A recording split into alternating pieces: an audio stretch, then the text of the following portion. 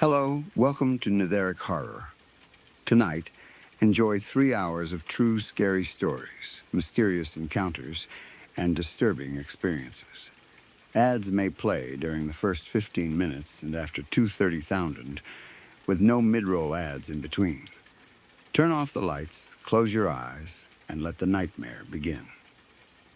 I was 9 years old the summer my father finished building our house, and for a long while I thought it was the safest place in the world.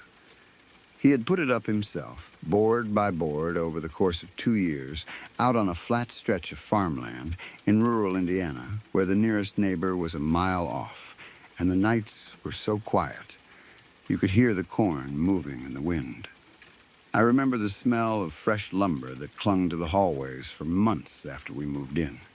The way the floors still creaked in places that hadn't fully settled. The pride in my father's voice every time someone mentioned how solid the place felt.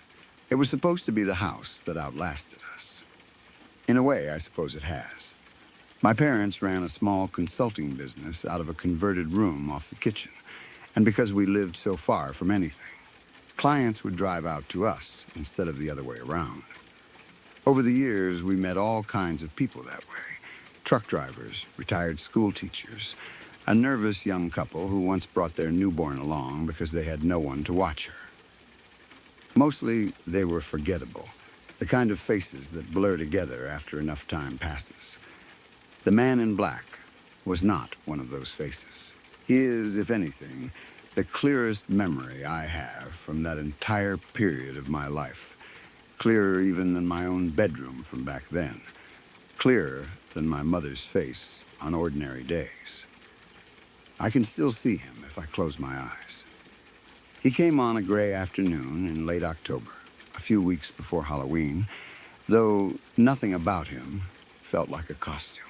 I was in the living room doing homework at the coffee table when I heard the crunch of tires on our long gravel driveway, and I looked up in time to see the car come around the bend past the tree line.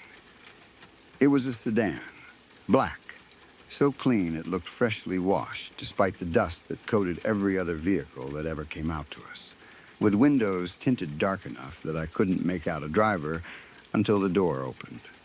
I remember the specific, immediate way my stomach dropped when he stepped out, the way it does when you misjudge a step and your foot finds air instead of ground. It wasn't a thought so much as a physical reaction, an alarm going off somewhere beneath language. He was tall, taller than my father, who was not a short man, and dressed head to toe in black. A black overcoat that reached nearly to his ankles, black slacks, black leather gloves despite the mild weather, a wide-brimmed black hat, and sunglasses even though the sun was already low, and orange behind the tree line, and everything else outside was cast in that soft autumn dimness where sunglasses make no practical sense. He didn't walk toward the house so much as glide toward it, unhurried, each step placed like he had already made this exact walk 100 times and knew precisely how many strides it would take him to the door. I remember thinking, with the strange clarity children sometimes have, that he moved like someone imitating a person rather than being one. My mother answered the door and offered him coffee out of habit, the way she did with every client, and he declined it without seeming to move his mouth very much at all, his voice low and flat and oddly without inflection, like a recording played at the wrong speed. I was supposed to stay well away from the meetings. My parents were strict about that, client confidentiality and all. But I lingered near the hallway that ran past the office door, partly out of ordinary 9-year-old nosiness, and partly because something about him made me want to keep him in sight rather than risk not knowing where he was in the house. At one point, without any of my footsteps giving me away, he turned his head toward the hallway, slow and deliberate, like a dial being adjusted by careful hands. And even though the sunglasses hid his eyes completely, I felt looked at in a way I had never experienced before and have rarely experienced since. It has weight, that kind of attention. It presses against the skin like something physical. What I remember most from that day, though, more than the car or the coat or the way he moved, is Mercedes. We had a Persian cat, jet black from nose to tail, with a flat, perpetually unimpressed face like an old woman who'd heard every excuse in the world and believed none of them. She was, under ordinary circumstances, the laziest animal alive, content to sleep in patches of afternoon sun, indifferent to strangers, unmoved by the vacuum cleaner. That afternoon, she planted herself directly outside the office door and would not move for anything. She sat with her tail wrapped tight around her front paws, ears pinned flat against her skull, every muscle in her small body rigid, staring at that closed door for the better part of an hour. I tried to coax her away twice, and she ignored me completely, which she had never done before. When the man finally emerged, he stopped in the hallway and looked down at her for a long moment. The two of them locked in some silent exchange I couldn't begin to interpret. Then, slowly, he crouched, folding down out of that great black height with an unsettling smoothness, like a shadow lying flat, and reached one gloved hand toward her. She let him touch her. That is, looking back, the single wrongest detail of the entire afternoon. Mercedes did not let strangers touch her. She barely tolerated it from people she'd known for years, would swat and hiss and retreat under furniture at the first unwelcome hand. And yet, she sat there, frozen, eyes half-lidded, while this stranger ran two gloved fingers slowly down the length of her spine, murmuring something too quiet for me to catch, even in the hallway stillness. It didn't sound like baby talk, the way people usually address cats. It sounded almost like a question. Then he straightened back up to his full height, said a polite and utterly toneless goodbye to my mother, and left the way he'd come, unhurried, gliding. Like the entire visit had been a formality, he was simply checking off a list somewhere.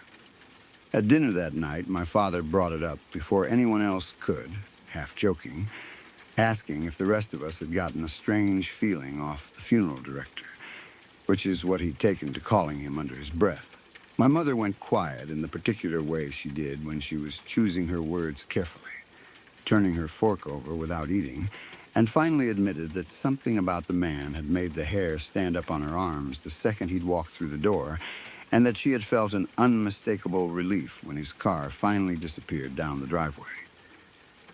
I didn't say anything at the table. I just remember feeling, distinctly, like the house itself had dropped a few degrees since he'd been inside it, and that the feeling hadn't left with the dishes, hadn't left with the dark, hadn't left at all. Mercedes stopped eating that night.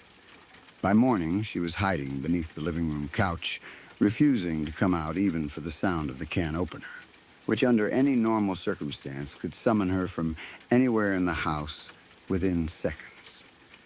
When my mother finally managed to coax her into the open, the cat was trembling, her fur damp and matted thick around the mouth and chin, and there was a small, dark puddle soaked into the carpet nearby that at first glance looked like spilled motor oil.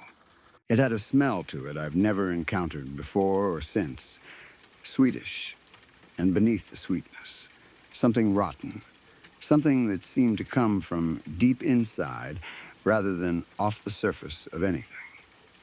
Over the following days, it only got worse. She would retch up mouthfuls of a thick, black tar-like substance that clung stubbornly to the carpet fibers and would not fully wash out no matter how hard my mother scrubbed at it on her hands and knees, crying in frustration by the second night. The local vet ran every test available to him out there and came back with nothing conclusive. No parasites, no poison he could identify on the panel. Nothing abnormal on the X-ray besides a strange, diffuse shadowing in her abdomen that he couldn't explain and didn't want to speculate on. He told my parents, apologetically, almost embarrassed, that he simply didn't know what was wrong with her, that he had never, in decades of practice, seen anything quite like it. and that all he could do at this point was try to keep her comfortable. She died 6 days after the man in black had touched her. I was in the room. I had begged to be there, the way children do, without fully understanding yet what it actually means to watch something die in front of you. In her last few minutes, she stopped looking at any of us entirely. Her eyes fixed on some point in the air above and to the left of my mother's shoulder, tracking something none of the rest of us could see, and her ears flattened hard against her skull. She began swatting weakly at the empty air with one front paw, small, defeated strikes, hissing between increasingly shallow breaths at whatever it was she believed she was seeing. Then, on one exhale, she simply didn't draw another breath in. I remember the room going very still. I remember a cold draft moving slowly across the back of my neck, even though every window in the house was shut tight against the October chill. And I remember thinking, with that same strange, flat clarity, that whatever she had been staring at was probably still there in the room with us, even now that she could no longer see it to warn us. We buried her out past the tree line 2 days later, my father digging in cold, half-frozen ground while my mother cried quietly, and I held a shoebox that felt far too light for what it contained. I told myself, the way children tell themselves things, that this would be the end of it, that we'd bury the bad feeling along with her. It wasn't. The first strange thing I noticed with my own eyes came about 2 weeks later, after the season's first real snowfall blanketed the property overnight.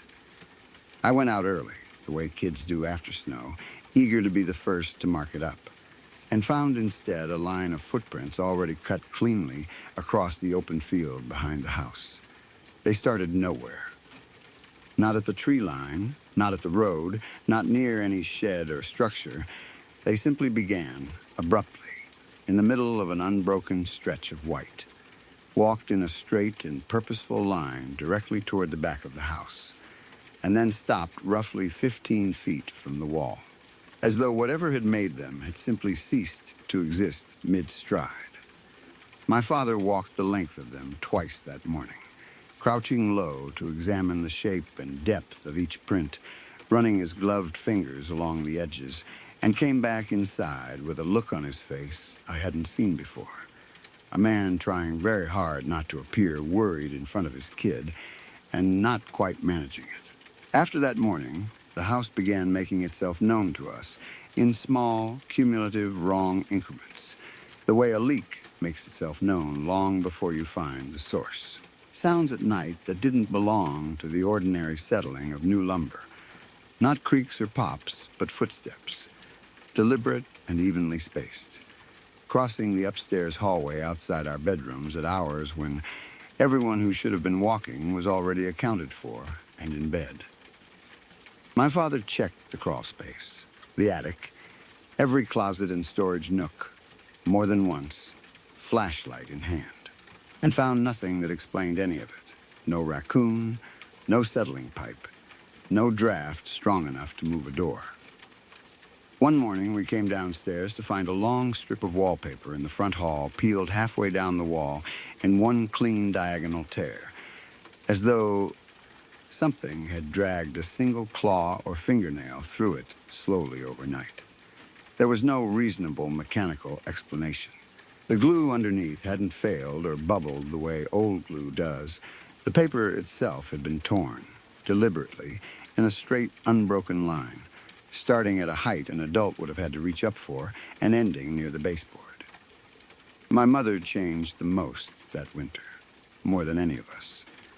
She had always been what people politely call sensitive, the kind of woman who claimed she could feel the temperament of a room before she'd fully stepped into it, and my father had always been gently, affectionately skeptical of that particular side of her, teasing her about it at dinner parties. But that winter, she stopped being gentle about what she said she was seeing. And my father stopped teasing. She would go quiet in certain specific rooms, the top of the stairs, the corner of the kitchen nearest the pantry, the closet in my parents' own bedroom, her eyes fixing on some empty patch of air. Her whole body going still in a way that made the room feel colder, just to witness. When my father asked what was wrong, she would only shake her head and say she didn't want to talk about it in front of me. I caught fragments anyway, late at night, through the thin wall between our rooms, her voice low and urgent, words like tall and watching. And it knows we can see it now. She started sleeping with the hallway light on. Every night. No exceptions. She stopped going down into the basement alone, even in daylight. Even for something as small as a jar of preserves. I had asthma as a kid, but by that point I'd gone almost 2 full years without a serious attack, ever since my parents and the doctors had finally settled on a management routine that worked. That changed, too, that winter, and it changed suddenly. The attacks came back sharp and frightening, always at night, always worse than anything I remembered from before the routine had been established. My chest locking down with a speed that left no time to prepare. My mother started keeping my inhaler on her own nightstand instead of mine, within easy reach, just in case. And I remember understanding even then that this was not an ordinary precaution. The night I want to tell you about happened in January, during the worst cold snap of that entire winter, the kind of cold that makes the windows crack and pop in the dark like something is testing them. I'd had a rough day already, tight-chested, wheezy, worn out by mid-afternoon. The kind of day that made my mother nervous enough to have me sleep on the floor on her side of the bed instead of in my own room, so she could keep an ear on my breathing through the night. My parents' bedroom had become something of a catch-all storage space that year, the way rooms in old houses tend to accumulate things nobody wants to deal with.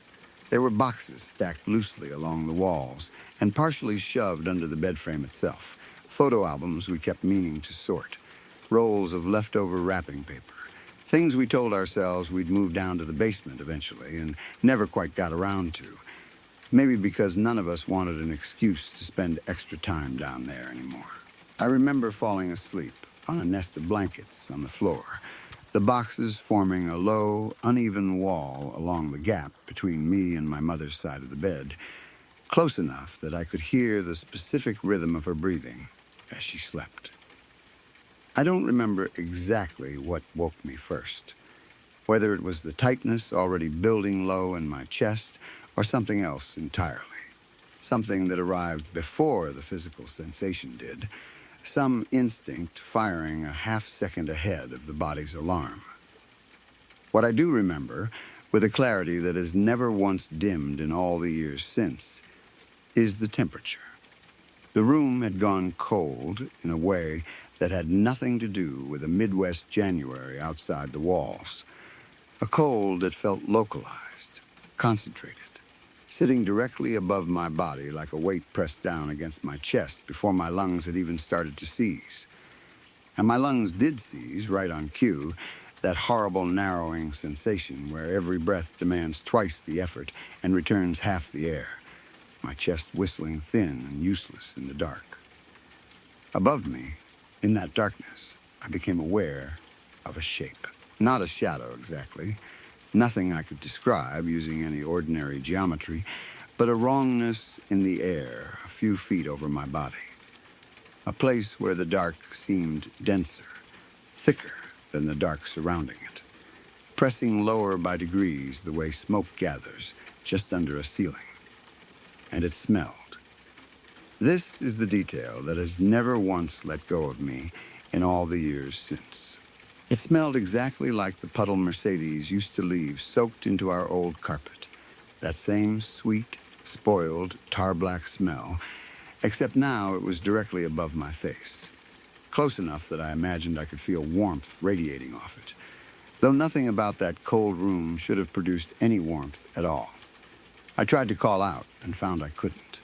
My throat had narrowed down to almost nothing, my breaths reduced to thin, useless whistling, and the panic of not being able to breathe braided itself together with the panic of that shape hanging silently above me until I could no longer tell where one fear ended and the other began.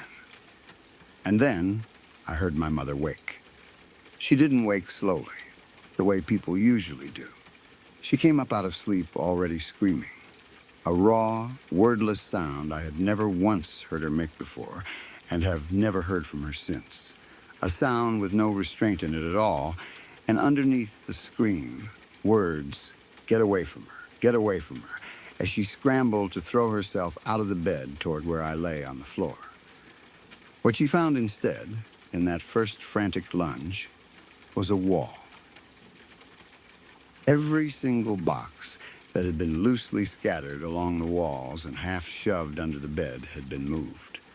Not knocked over, not scattered, stacked deliberately, with a precision that made no sense for objects that had simply toppled, arranged directly between her side of the bed and the spot on the floor where I lay, high enough and solid enough that she had to physically climb over them and shove her way through, clawing boxes aside with both hands. Sobbing and cursing in a way I had never heard my mother curse, while I lay there, wheezing on the floor, watching that thick patch of black hover just above me. And I swear, even now, that I could feel it watching my panic, the way you might feel someone watching. You eat when they are starving. Drinking it in. Waiting, she got to me. It felt like it took an hour, though it can't have been more than a few seconds, and she got the inhaler into my shaking hands and helped me use it, guiding my fingers. And slowly, awfully, agonizingly slowly, my chest began to loosen enough to draw in real air again. The whole time, she held onto me so tightly, it left bruises on my arms that I found the next morning, small purple ovals I never told her about. And she cried without stopping, until the gray light of dawn finally came in through the window, and the cold in the room, at last, began to lift. I asked her, once the worst of it had passed, and my breathing had steadied into something ordinary again, what she had seen when she woke up screaming. She looked at me for a long moment, and something closed behind her eyes, some door swinging shut, and she said very quietly that she didn't want me to know. That some things a mother is supposed to carry so her child never has to. She never told me. Not that year, not in any of the years since. Not even much later when I was fully grown and asked her directly, half joking to soften the question, half desperate underneath the joke to finally understand what had been standing over me that night. She only says when I push that she still sees it sometimes, in that thin, unguarded moment right before sleep takes her. And that's all she has ever been willing to give me. The activity didn't stop after that night, not all at once, but it did, slowly over the following months, begin to thin out, the way a fever finally breaks after days of holding steady. My parents had the house blessed by a local minister who walked through every single room with a look on his face I didn't fully understand until I was much older and could finally put a name to it myself. The specific look of a man trying, for the family's sake, standing in front of him, to hide the fact that he was afraid. We burned sage in the corners of every room on my mother's insistence, changed the locks for reasons none of us could logically explain, but all of us silently agreed felt necessary, and kept at least one light burning somewhere in the house at all hours for the remainder of that winter. Whether any of it actually did anything, I genuinely cannot tell you with any confidence. What I can tell you is that by the time spring finally arrived, the footsteps had grown rarer, the sudden cold spots less frequent, my asthma had settled back into its old manageable rhythm, and my mother, slowly, cautiously, began sleeping with the hallway light off again for the first time in months. We never talked about the man in black after that winter. Not really. Not directly. My father, when pressed on it years later at a family dinner, said he barely remembered any specific details about him at all. Just a vague, formless unease whenever the subject came up. The way you might struggle to recall the particulars of a bad dream days after waking. My mother remembers every detail with total clarity, but refuses to share most of them, deflecting with practiced ease whenever the topic edges too close. I've mostly stopped asking either of them. Some questions, I've learned, are better left where they landed. I'm an adult now, and by most reasonable measures, a fairly rational one. I don't believe in much I can't explain through ordinary means, and for a long stretch of my adult life, I told myself that whole winter had simply been a run of bad luck, stacked on top of a 9-year-old's overactive imagination, that the footprints must have had some mundane explanation none of us thought to consider at the time, that the wallpaper was simply old and prone to peeling, that the boxes could have shifted somehow while everyone slept, jostled loose by nothing more sinister than an old house settling under a hard freeze. I tell myself that often, actually, because the alternative is a much harder thing to sit with for very long. My older brother and his family live in that house now, out on the same stretch of Indiana farmland, raising his own kids in the very rooms I grew up sleeping in. He tells me on the phone every so often that every now and then, never often enough to genuinely worry his wife, never quite often enough to be entirely sure it isn't simply an old house settling under its own weight the way old houses do, they hear footsteps in the upstairs hallway late at night, slow and evenly spaced, crossing from one end of the house to the other and coming to a stop just outside his daughter's bedroom door. He always tells it like a joke, laughing it off before I have the chance to ask him anything further, and I always let him laugh it off, because I don't know what I'd say if he ever stopped laughing. But some nights, lying awake in my own house a few hours away from that farmland, I think about that black car pulling slowly into our driveway all those years ago, and I think about how none of us ever thought, not once, to ask the man in black exactly what he had been consulting with my parents about that afternoon. And I wonder, on certain nights more than others, whether he ever really left our house at all. A few years ago, I temporarily moved into my sister's house because she was going through a rough situation with the guy she was seeing. They had been fighting badly for a while, and eventually he decided to stay somewhere else for a few weeks. I never knew every detail of what was happening between them, and honestly, I tried to stay out of it. She was my sister, and she told me she did not feel comfortable being alone in the house at night. That was enough for me. I packed a few clothes, brought my phone charger and some basic stuff, and started staying there. I did not mind. At the time, I was 19 or 20, and the arrangement actually worked out pretty well for me. I had somewhere comfortable to stay, I could use her internet, and I was around in case she needed anything. She also seemed calmer knowing someone else was in the house after dark. The place itself was not frightening. That is something I always explain when I tell people what happened. It was not an abandoned farmhouse, some old cabin in the woods, or a building with a history everyone whispered about. It was an ordinary one-story house in a normal neighborhood. There were families nearby, cars parked along the street, porch lights, dogs barking behind fences, people coming home late from work. Nothing about it suggested anything paranormal. The front door opened directly into the living room. The room was rectangular, with one large window facing the front yard. My sister had two couches. One was pushed beneath the window, and the other was against the opposite wall near the front entrance. The couch under the window became mine. I slept there every night. It was actually more comfortable than it sounds. The cushions were soft, and if I stretched diagonally, I had enough room. I usually slept with my head near one armrest and my feet toward the other. The window was directly behind me, although heavy blinds covered it at night. The other couch was maybe 8 or 9 feet away. That detail is important It was not across some huge room where shadows could easily confuse your eyes. It was close enough that if somebody had been sitting there, I could have crossed the distance in a couple of steps. Beyond the living room was a short hallway leading toward the kitchen, bathroom, and bedrooms. My sister slept in the bedroom at the end. The house had central heating and air, but the system was old.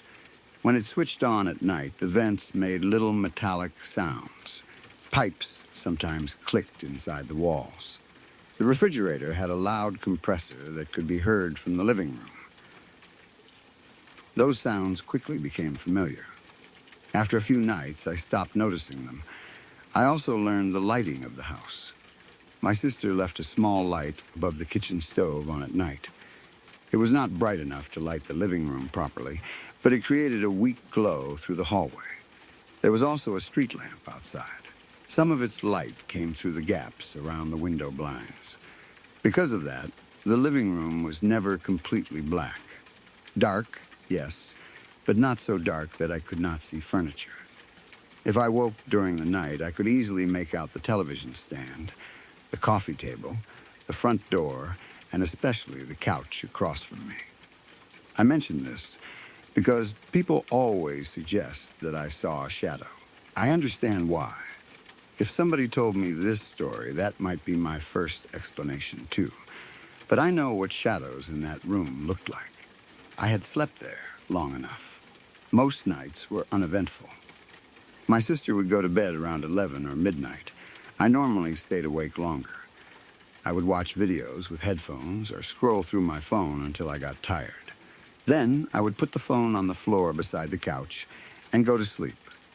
Sometimes I heard my sister walking down the hallway to use the bathroom. Sometimes a car passed outside and headlights moved across the ceiling.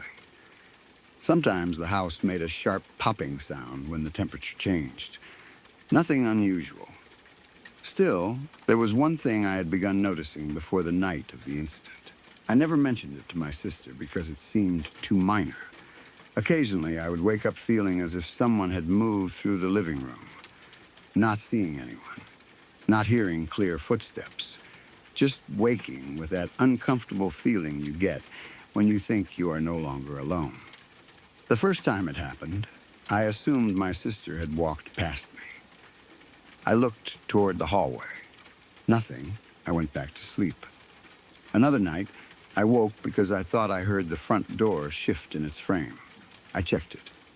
Locked. Nothing strange. Those moments never frightened me enough to matter. Old houses make noise. People wake randomly. The brain does odd things when you are tired. That is what I thought then. And I still think most of those earlier moments probably had normal explanations. The night that changed everything was different. I cannot remember the exact date. It was probably sometime during early fall because the nights had started getting cooler. My sister and I had eaten dinner together that evening. She seemed more stressed than usual. Her boyfriend had called several times, and I remember hearing her arguing quietly with him in the kitchen. I did not listen closely. I stayed in the living room and watched television. Eventually, she came out and apologized. I told her there was nothing to apologize for. She sat on the other couch for a while, the same couch where I would later see the figure. We watched some stupid comedy until she started falling asleep. Before going to her room, she checked the front door. Locked. Then she checked it again. That had become part of her routine after everything happening with her boyfriend. She was nervous he might show up unexpectedly.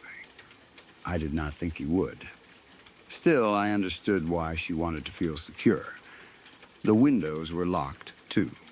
I knew because she had asked me to check them earlier that week. After she went to bed, I stayed awake for another hour.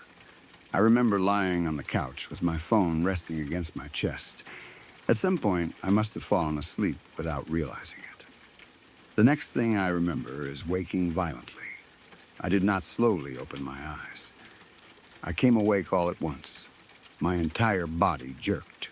My shoulders lifted off the couch, and I pulled in a hard breath like I had been underwater. I had been dreaming. I know that much. But I have never been able to remember what the dream was about. Nothing. Not a face, not a place, not even a feeling except fear. Whatever I had been dreaming disappeared the instant I woke. I sat up quickly. My heart was pounding. For a few seconds, I did not know where I was. Then the living room came back into focus. The television was off. The house was silent. The kitchen light was still glowing weakly down the hallway. I could hear the refrigerator humming. I rubbed my face. My skin felt cold. I remember thinking I had probably kicked the blanket off while sleeping. It had fallen partly onto the floor. I picked it up and looked around. That was when my eyes moved toward the second couch. I froze. There was someone sitting on it. My first thought was that my sister's boyfriend had come back. That was honestly what I believed. I did not think ghost. I did not think hallucination. I thought there was a man inside the house. The shape was tall. Even sitting down, it looked unusually large. It occupied the middle section of the couch, directly facing me. I shot to my feet. I did not yell. My reaction was almost automatic. My sister was asleep down the hallway, and if some man had gotten inside the house, I was between him and her bedroom. I remember thinking, very clearly, that I needed to get to him before he got up. I was ready to charge across the room. I was not thinking intelligently. I did not consider whether he had a weapon.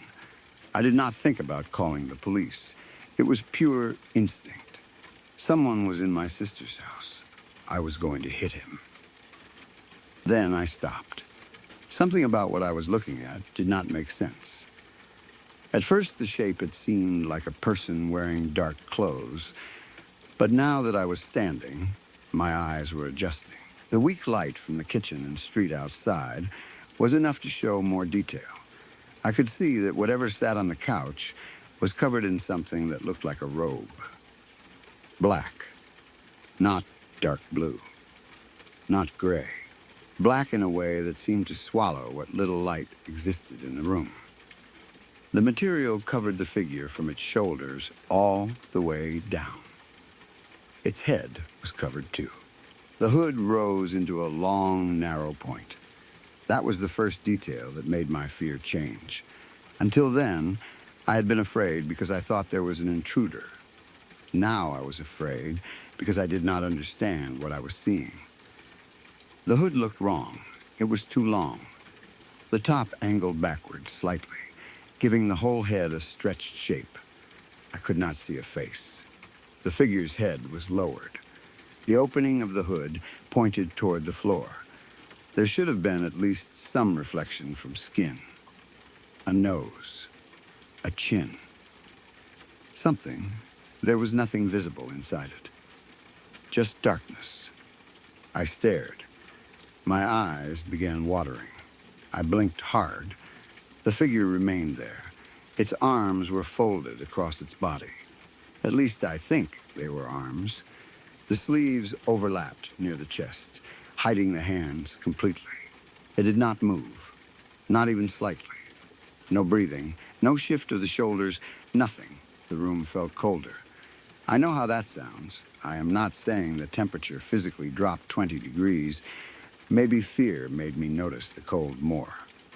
But I distinctly remember the skin on my forearms tightening. The back of my neck tingled. My hands felt numb. I could hear my heartbeat. It was so hard and fast that I felt the pulse behind my eyes. I stood there, staring at this thing sitting maybe 8 feet away. Several seconds passed. They felt much longer. I kept expecting the head to lift. That was what terrified me most. I became convinced that if the hood turned toward me, I would see something inside it that I would never be able to forget. I did not want to see a face. I was almost begging silently for it to stay still. The strange thing was that the figure did not appear aggressive. It did not lean toward me. It did not reach out. It simply sat there. That stillness was worse. A normal person would react. If someone had broken into a house and suddenly watched a young man jump off a couch, they would move. They might run. They might stand. They might say something. They might attack. This thing behaved as though my reaction did not matter, as though it had already been sitting there long before I woke. That thought hit me hard. How long had it been there? Had it appeared when I woke, or had it been sitting across from me while I slept? The second possibility made my stomach twist. I took one step backward. The figure did not move. I tried to speak. Nothing came out. My mouth was completely dry. I swallowed and tried again. I wanted to say my sister's name. Instead, I made a weak sound in my throat. That embarrassed me, even in the middle of the fear. I remember becoming angry at myself. I told myself there had to be an explanation. Clothes, that was the first idea. Maybe my sister had left a coat or laundry on the couch.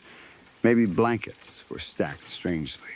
Maybe waking from a nightmare had caused my brain to turn those objects into a person.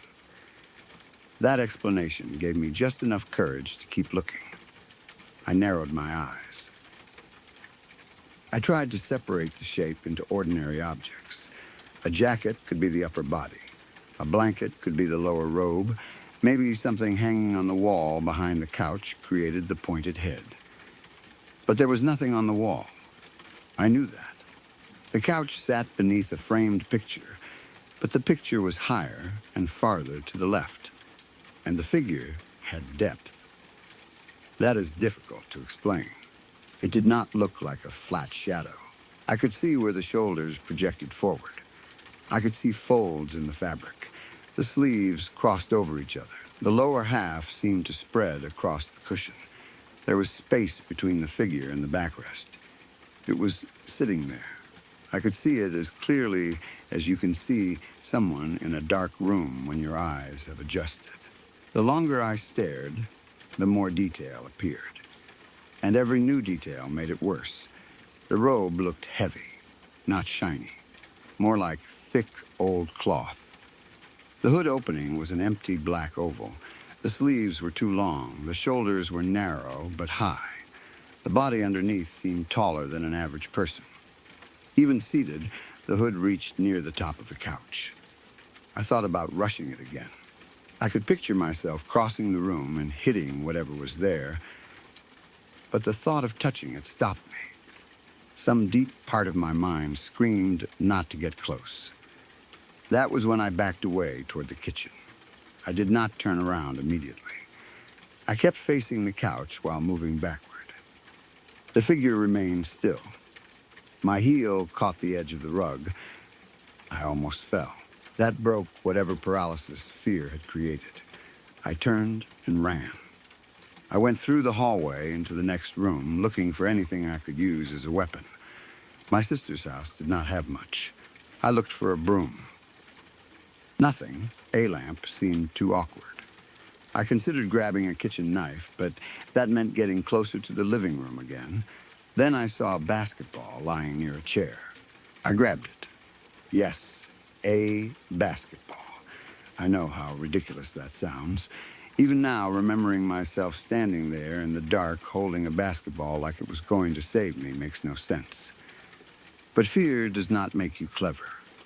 It makes you grab whatever is available. I held that ball against my chest with both hands. My fingers were pressing so hard into the rubber that they hurt. For maybe 30 seconds, I stood in the hallway trying to understand what had happened. I was fully awake now. Completely, there was no confusion left from sleep. My breathing was fast. My legs were shaking. I could feel sweat beneath my shirt, even though the house felt cold.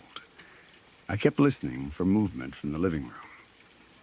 A creak, fabric shifting, footsteps, nothing. The silence was horrible. If I had heard someone running toward the door, I could have understood that. If I had heard the front lock click, I could have accepted that an intruder had escaped. Instead, there was absolutely nothing. I considered waking my sister. I almost did. Then embarrassment returned. What was I going to tell her? That I had seen a hooded person sitting on her couch and had run away to get a basketball? I could imagine her turning on the light and showing me a pile of clothes. I could already hear myself trying to explain it. So I stood there and forced myself to think. The dream. That had to be connected. I had awakened from a nightmare. Maybe I was still half asleep for the first few seconds. Maybe what I saw was some kind of sleep hallucination. I had heard about people seeing figures when waking. At the time, I did not know much about sleep paralysis, but I knew dreams could sometimes feel real after waking. That had to be it. I repeated that explanation in my head. There was laundry on the couch. My sleepy brain turned it into a person. Simple, normal, nothing supernatural. The more I repeated it, the calmer I became. I still did not want to return, but eventually I knew I had to. If I stayed in the hallway until morning, my sister would wake up and find me clutching a basketball like an idiot. So I moved slowly toward the living room. I remember every step. The floor felt cold beneath my bare feet. I could smell the faint detergent scent from the laundry room. The refrigerator compressor shut off. When it did, the house became so quiet that I could hear a car far away on the street. I reached the corner where the hallway opened into the living room. From that angle, I could not see the couch yet. I extended one hand around the wall and found the light switch. For a moment, I hesitated. I was terrified that when the light came on, the figure would still be sitting there. Or worse, standing much closer. I pressed the switch. The living room filled with yellow light. I stepped around the corner. The couch was empty. Completely empty. I stood there, holding the basketball. I did not feel relieved. I felt worse. I had expected clothes. A coat. A blanket. Something, anything that could explain what I had seen. There was nothing on the couch. Not one piece of clothing. No blanket. No bag. No jacket. The cushions were bare. I walked closer. Slowly, I kept looking at the floor in case whatever had been there had fallen off. Nothing. I looked behind the couch. Nothing. I checked under it. Nothing. I looked toward the front door. Still locked. The deadbolt was turned. The chain was attached. There was no way somebody had opened that door and escaped without making noise. I checked the window beside my sleeping couch. Locked. I looked down the hallway toward my sister's bedroom. Her door was closed. I stood in the center of the living room, feeling stupid and terrified at the same time. The basketball was still in my hands. I finally put it on the floor. Then I checked the house. I did not wake my sister. I am not sure why. Maybe I still wanted to convince myself nothing had happened. I walked through the kitchen first. Empty. I checked the bathroom. Empty. I looked into the small laundry area. Nothing. I even opened a closet.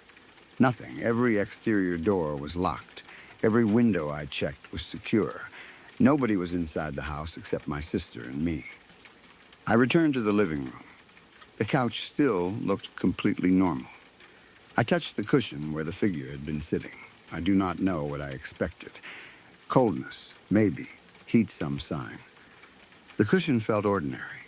I pushed down on it. It rose back up. No indentation. Nothing. I stared at that spot for a long time. Then I did something that makes people laugh when I tell them. I went back to sleep. I know.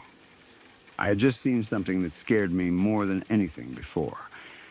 Searched the house, found no explanation. And then I lay back down on the couch. But what else was I supposed to do? It was the middle of the night. My sister was asleep. The doors were locked. I was exhausted. I turned every light in the living room on first. Then I lay down. I kept facing the other couch. I did not turn my back toward it. For a long time, I watched it. Nothing appeared. Eventually, my eyes became heavy. I do not remember falling asleep again. In the morning, sunlight woke me. My sister was already in the kitchen making coffee. Everything looked ordinary. The couch across from me was exactly what it had always been. A couch. Nothing more. She asked why the living room lights were on. I told her I must have forgotten to switch them off. That was it. I did not tell her. I did not tell anyone. For weeks, I kept the experience to myself. I convinced myself it had been a dream. That explanation worked during the day. At night, it was harder. I continued staying with my sister for a while after that, but sleeping in the living room changed. Before, I could lie down and relax. Afterward, I always looked at the other couch first. Every night, I would stare at it before closing my eyes. Sometimes I moved objects away from it because I did not want coats or blankets creating shapes. I made sure the cushions were completely clear. Nothing stacked on the armrests. Nothing on the floor around it. I even started leaving the kitchen light brighter. My sister noticed. She asked once why I kept moving her things. I told her I liked the room tidy. She laughed because nobody who knew me would ever describe me as obsessed with tidiness. I never explained the real reason. Nothing like that happened again while I stayed there. But small things began bothering me. Once, I woke around 4 in the morning and heard the couch cushions creak. Not my couch, the other one. It was a short sound, the kind furniture makes when someone shifts their weight. I opened my eyes. The couch was empty. Another night, I heard fabric brushing softly against something. I turned on the light. Nothing. I started sleeping with the television on low. I told myself the sound helped me relax. What it actually did was prevent me from hearing the house. Eventually, my sister and her boyfriend worked things out enough that she felt comfortable being alone again. I moved back to my own place. I was relieved. I never admitted it. Months went by. Then, one evening, my sister and I were talking about random things from that period. She joked about how I had basically lived on her couch for free internet. I laughed. Then she said something that made me stop.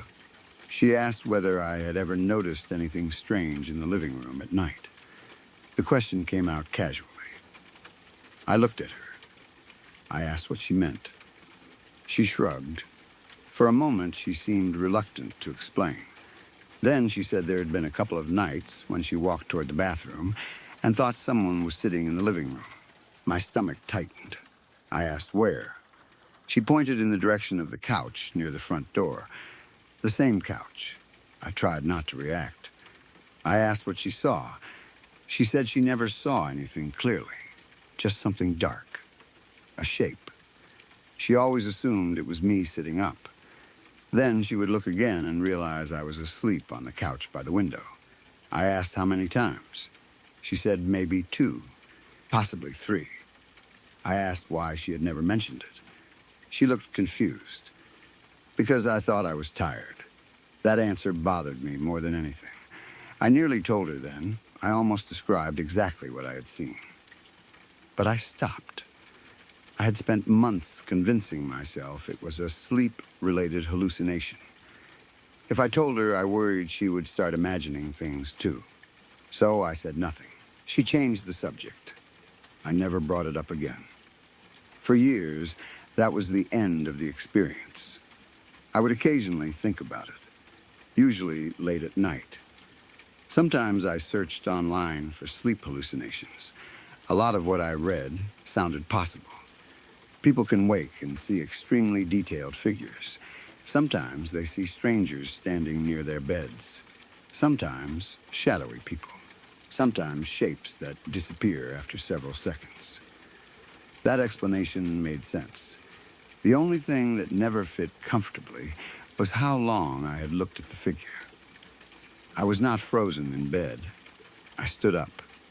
I moved. I thought about attacking it. I walked backward. I ran into another room.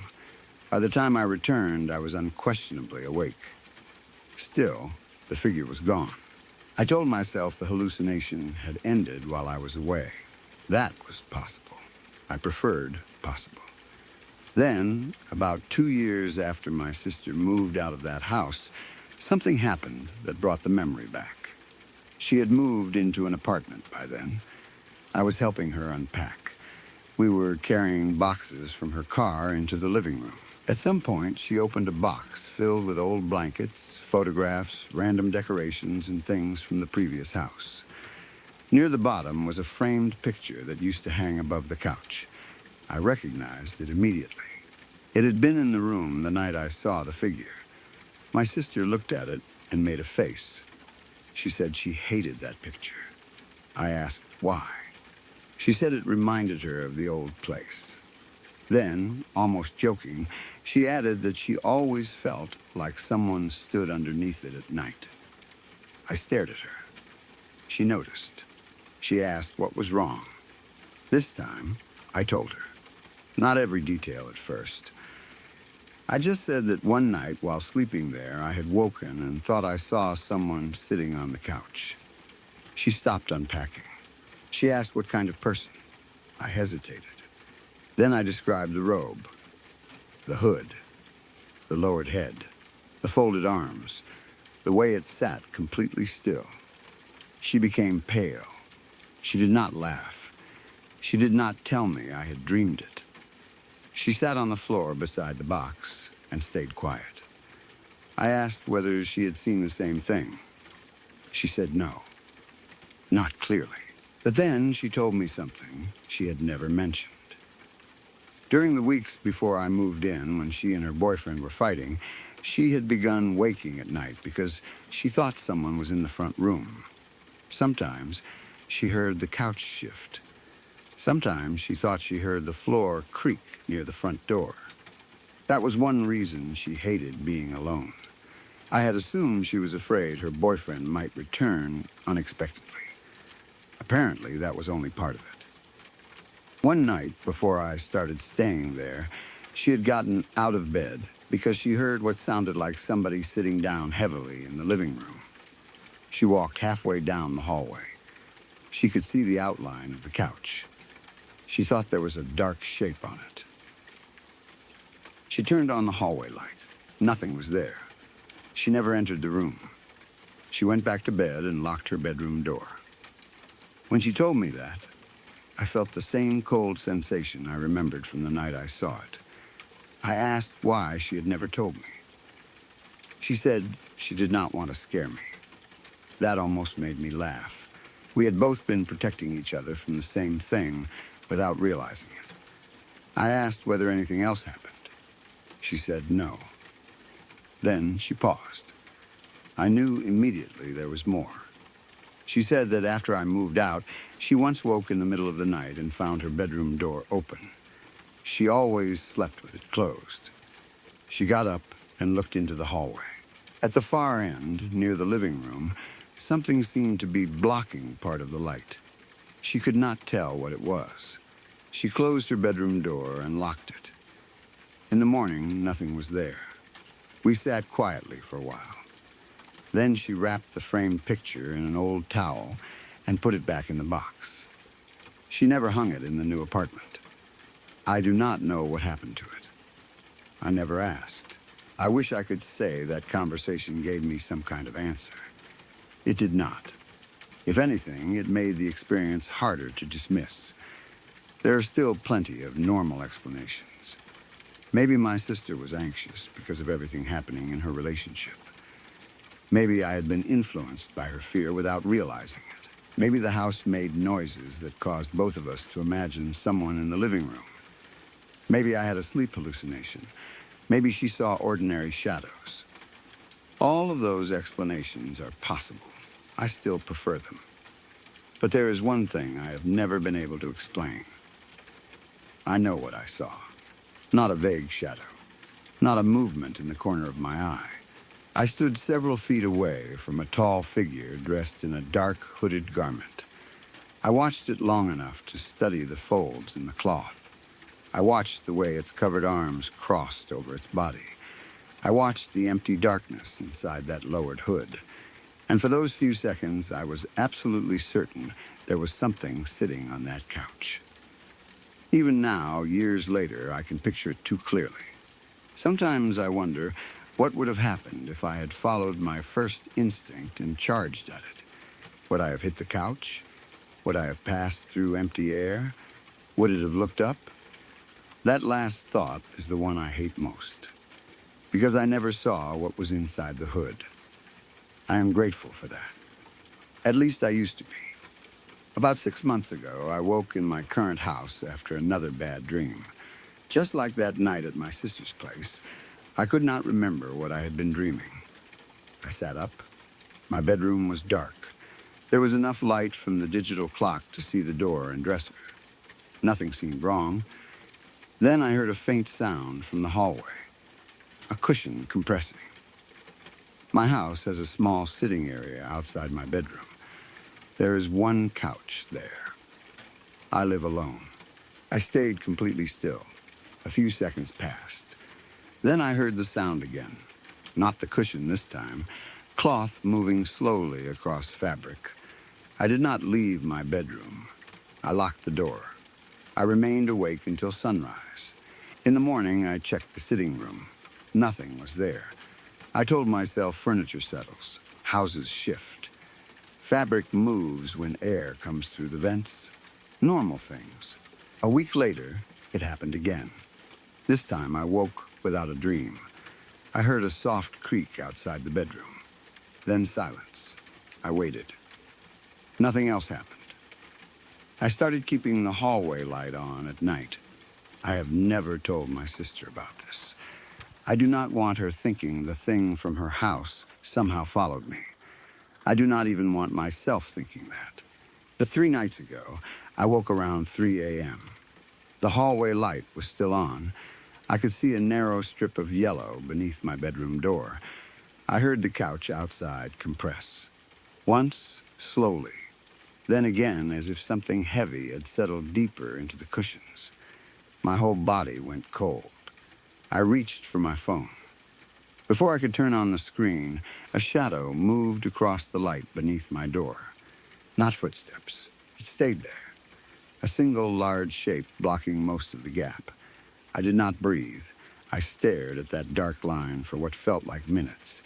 Eventually, it moved away. I never heard footsteps. When morning came, I opened the door. The hallway was empty. The couch looked normal. I checked every room, every window, every lock. Nothing, I almost convinced myself I had imagined it. Then I noticed the cushion. The middle section of the couch was pressed down slightly deeper than the cushions on either side. Maybe that means nothing. Probably nothing. I stood there looking at it for a long time. I have not sat on that couch since. Last night I slept with my bedroom door locked and the hallway lights on. Sometime before dawn, I woke suddenly. I did not open the door. I did not even move. Because from the other side of the wall, directly where the couch sits, I heard fabric shift. Then a slow creak. Then silence. And just before I covered my head with the blanket, I heard something scrape softly across the floor toward my bedroom door. This morning, there was one long black thread caught underneath it. I grew up on a farm out in the middle of nowhere. The kind of place where the nearest paved road is a 15-minute drive and the silence at night has an actual weight to it. A pressure you can feel in your ears if you sit still long enough. My family's house sits on one end of the property, and my grandparents' place sits maybe a quarter-mile off through a stretch of tree line. Close enough to walk to, but far enough that you can't see one house's porch light from the other. Between the two houses, there's nothing but open field, a rundown barn my grandpa still uses for equipment, and further back, past where the tree line thickens, the collapsed remains of a much older house that none of us has ever gone near after dark. I want to tell you about 2 nights, one at each house. because I've never been able to make sense of either of them, and because I think they're connected in a way I still don't fully understand, tied together by that land itself in a way that has nothing to do with either house specifically. I should say up front that I grew up used to a certain amount of strangeness out there. Farm kids hear things all the time that city kids wouldn't. Animals moving in the dark, wind doing things to old barn siding that sounds almost like voices. The ordinary creaks of a house built decades before either of us existed. I never thought much of any of that. It was just the sound the land made at night. The same way ocean towns have the sound of waves. What happened those 2 nights was different in a way I still struggle to put into words. Different in a way that made me realize, for the first time, that some of what I'd always written off as just the farm might not have been so easily explained after all. The first one happened the week my parents and my younger siblings went on vacation. I didn't go. I don't remember the exact reason anymore. Some combination of work and not wanting to sit in a car for 11 hours, so I had the house to myself for the better part of a week. I want to be clear that I liked being alone out there most of the time. I'd grown up surrounded by all that silence and open field and never thought twice about it. That week changed something in how I think about the place, and it hasn't fully gone back to normal since. It was a weeknight, late, and I was sitting in the living room with the lights mostly off except for the blue glow off the television, playing Xbox the way I did most nights when the house was empty. The controller had that worn, familiar weight to it, the kind you stop noticing after enough hours. I had a bowl of cereal going cold on the coffee table beside me, and the volume up just loud enough to fill the room without needing anything else. Outside, past the drawn curtains, there was nothing but the ordinary sound of a farm at night, wind moving through the field, the occasional creak of the house settling, the far-off bark of a neighbor's dog that never seemed to belong to anyone in particular. I remember it being a good night, honestly, before anything happened. I'd beaten a level I'd been stuck on for days, and I was leaned back into the couch cushions, feeling that particular kind of satisfied, tired that comes from wasting a night exactly the way you meant to. The house had that specific quality empty houses get at night. Not unsettling, just still. Every small sound a little more noticeable than it would be during the day. The refrigerator cycling on in the kitchen. The tick of the wall clock. My own breathing when the game went quiet between levels. I had no reason at all to expect the night to turn the way it did. Then I heard something outside that didn't fit into any of that. It wasn't loud at first, more like a scrape or a shuffle against gravel.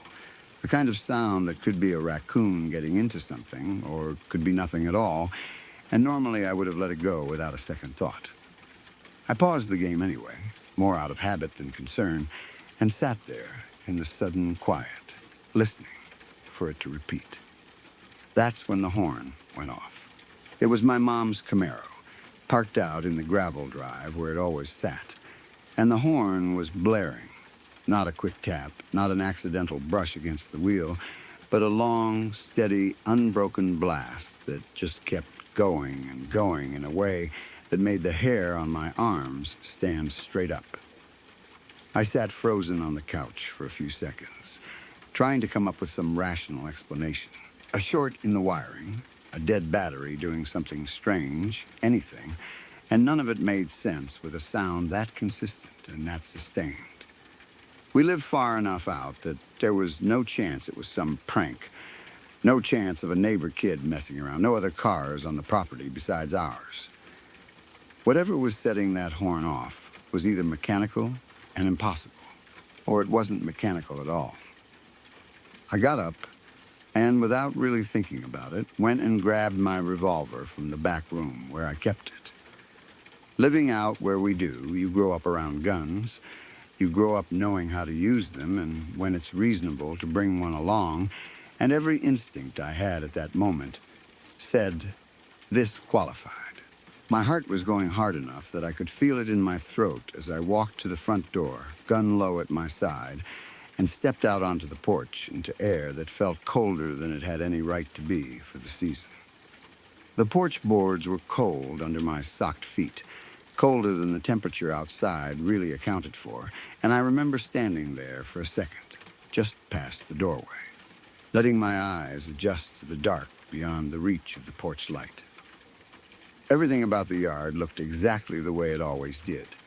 The same gravel drive, the same shape of the barn against the tree line, the same wide stretch of field running off toward the horizon, except for that horn, cutting through all of it, insistent and wrong, refusing to stop or even waver in volume the way a failing part naturally would.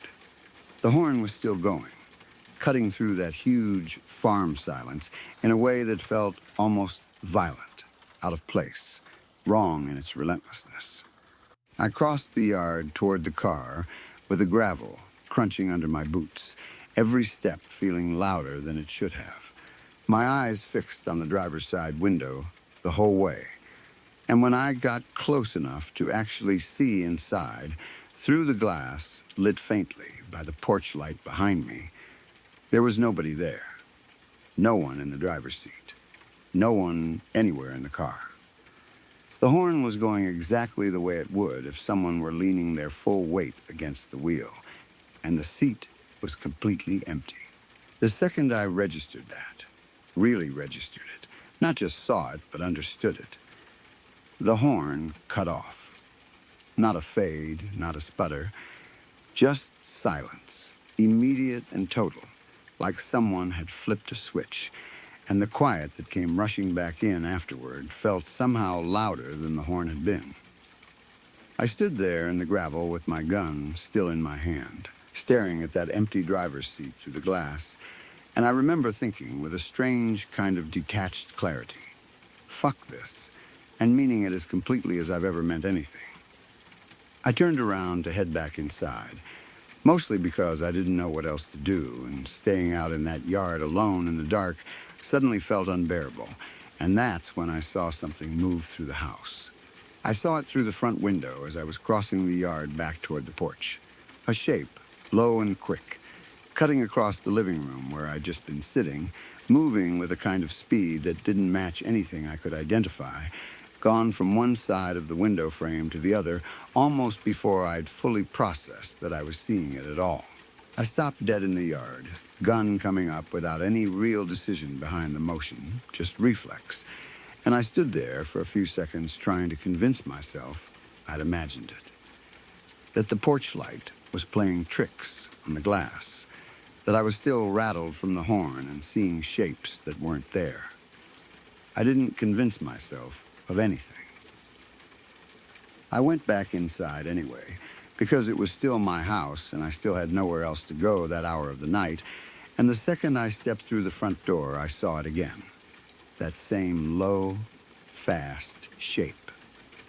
Cutting through the kitchen this time, moving with a kind of fluid, wrong quickness, like something built to move close to the ground. I don't know how to describe it any better than that, even now. It wasn't a shadow. Shadows don't move independent of a light source, and this thing crossed in front of two different lamps without so much as flickering either one. It was something with shape to it, something solid enough to block light, moving through my house like it knew exactly where it was going. I chased it.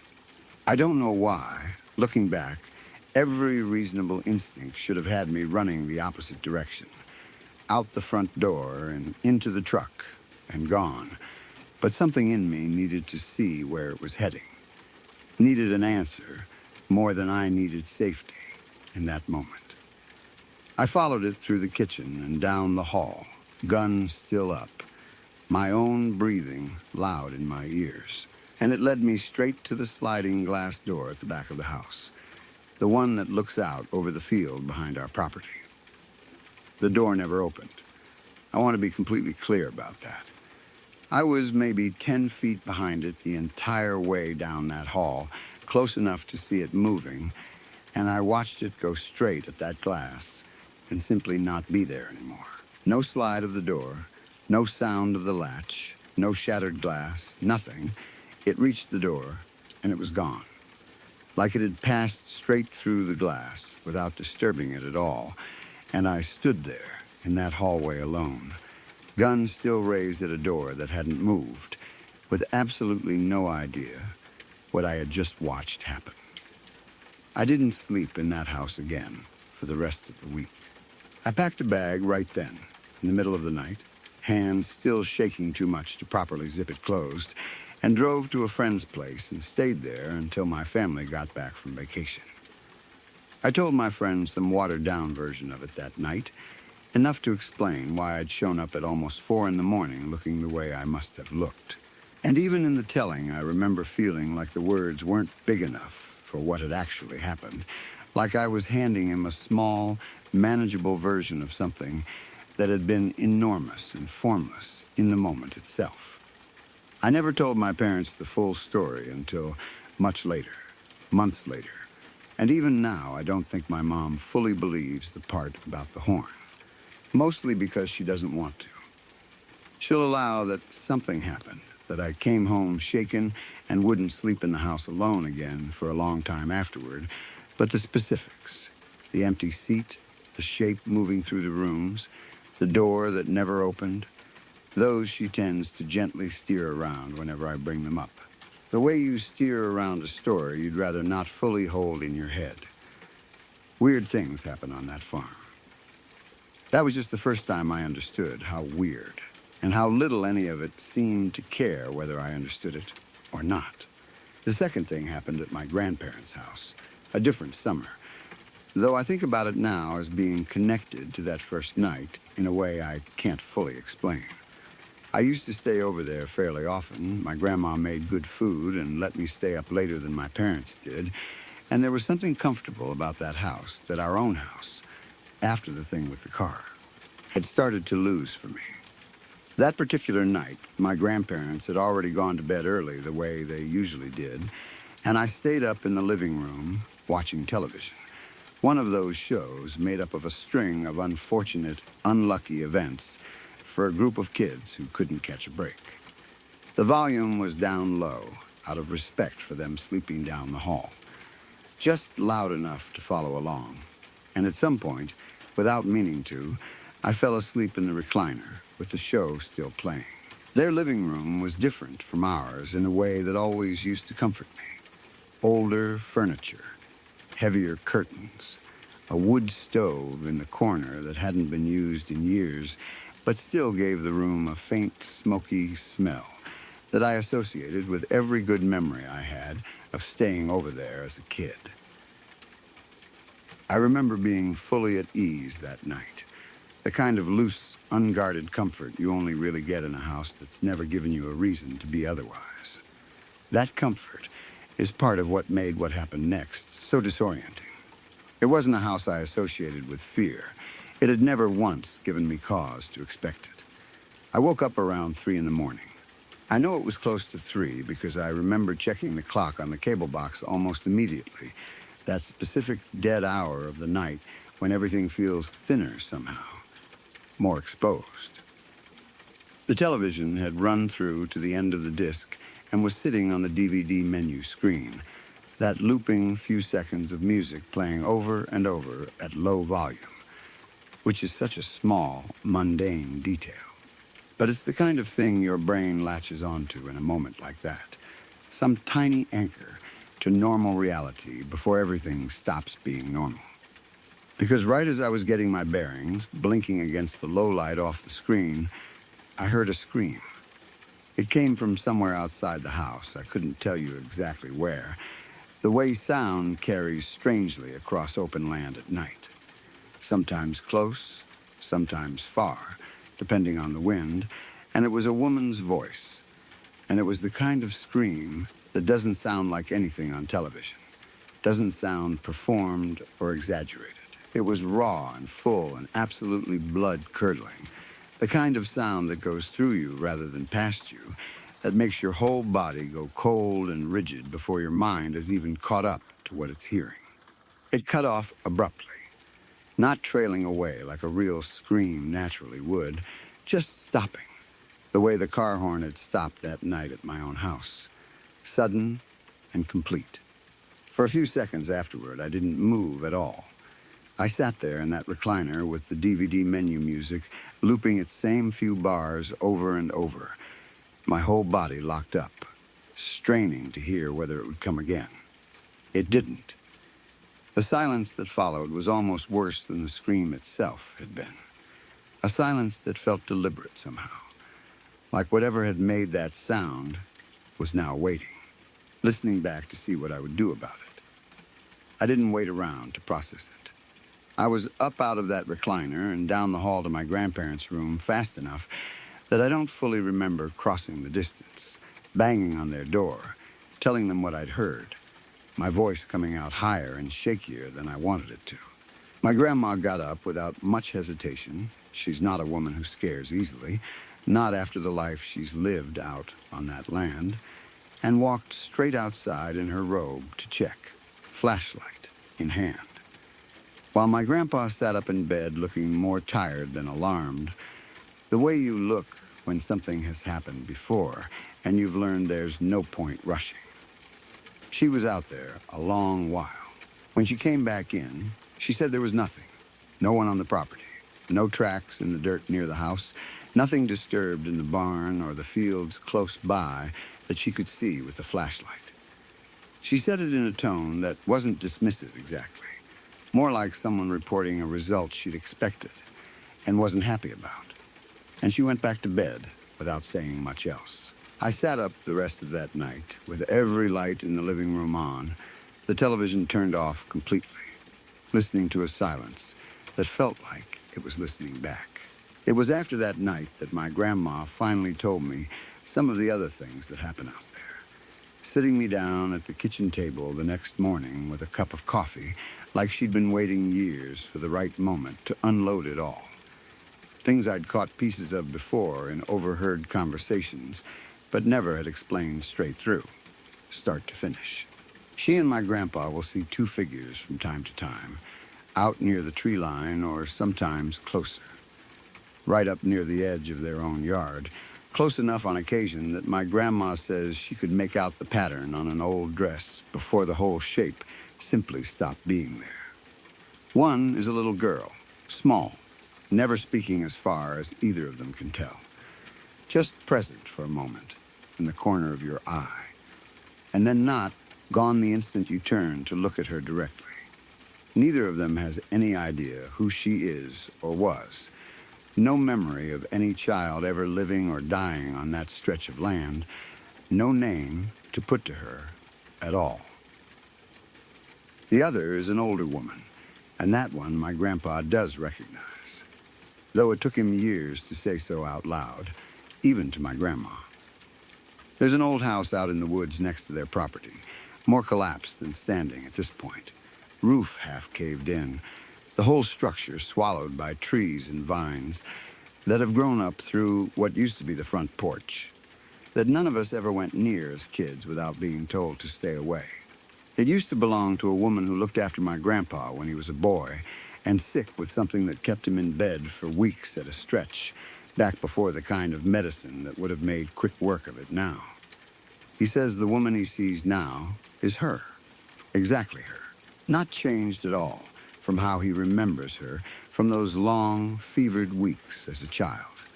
Same dress, same way of standing very still with her hands folded.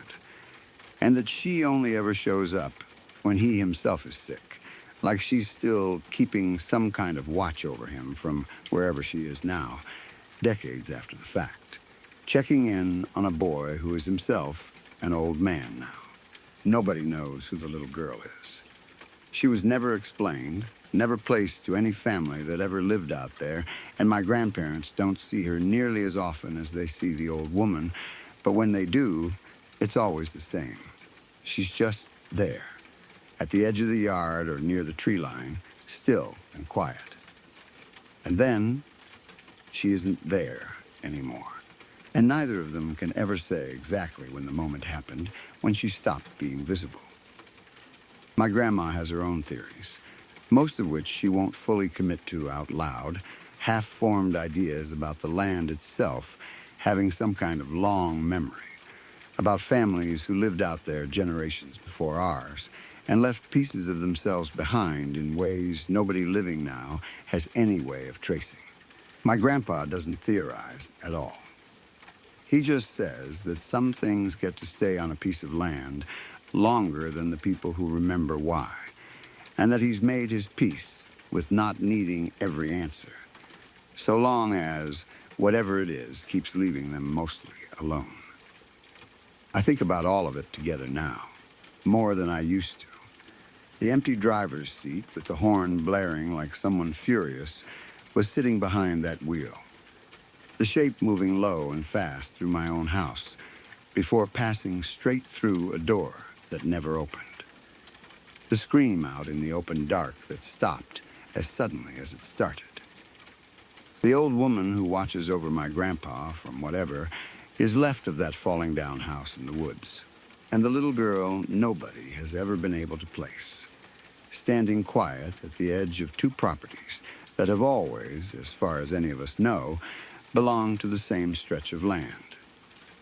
I don't have any answers for any of it, and I've mostly stopped looking for them. My family still lives on that farm. My grandparents still live in that house next door. Still see the old woman when my grandpa gets sick. Still occasionally see the little girl standing at the tree line with no explanation offered and none expected.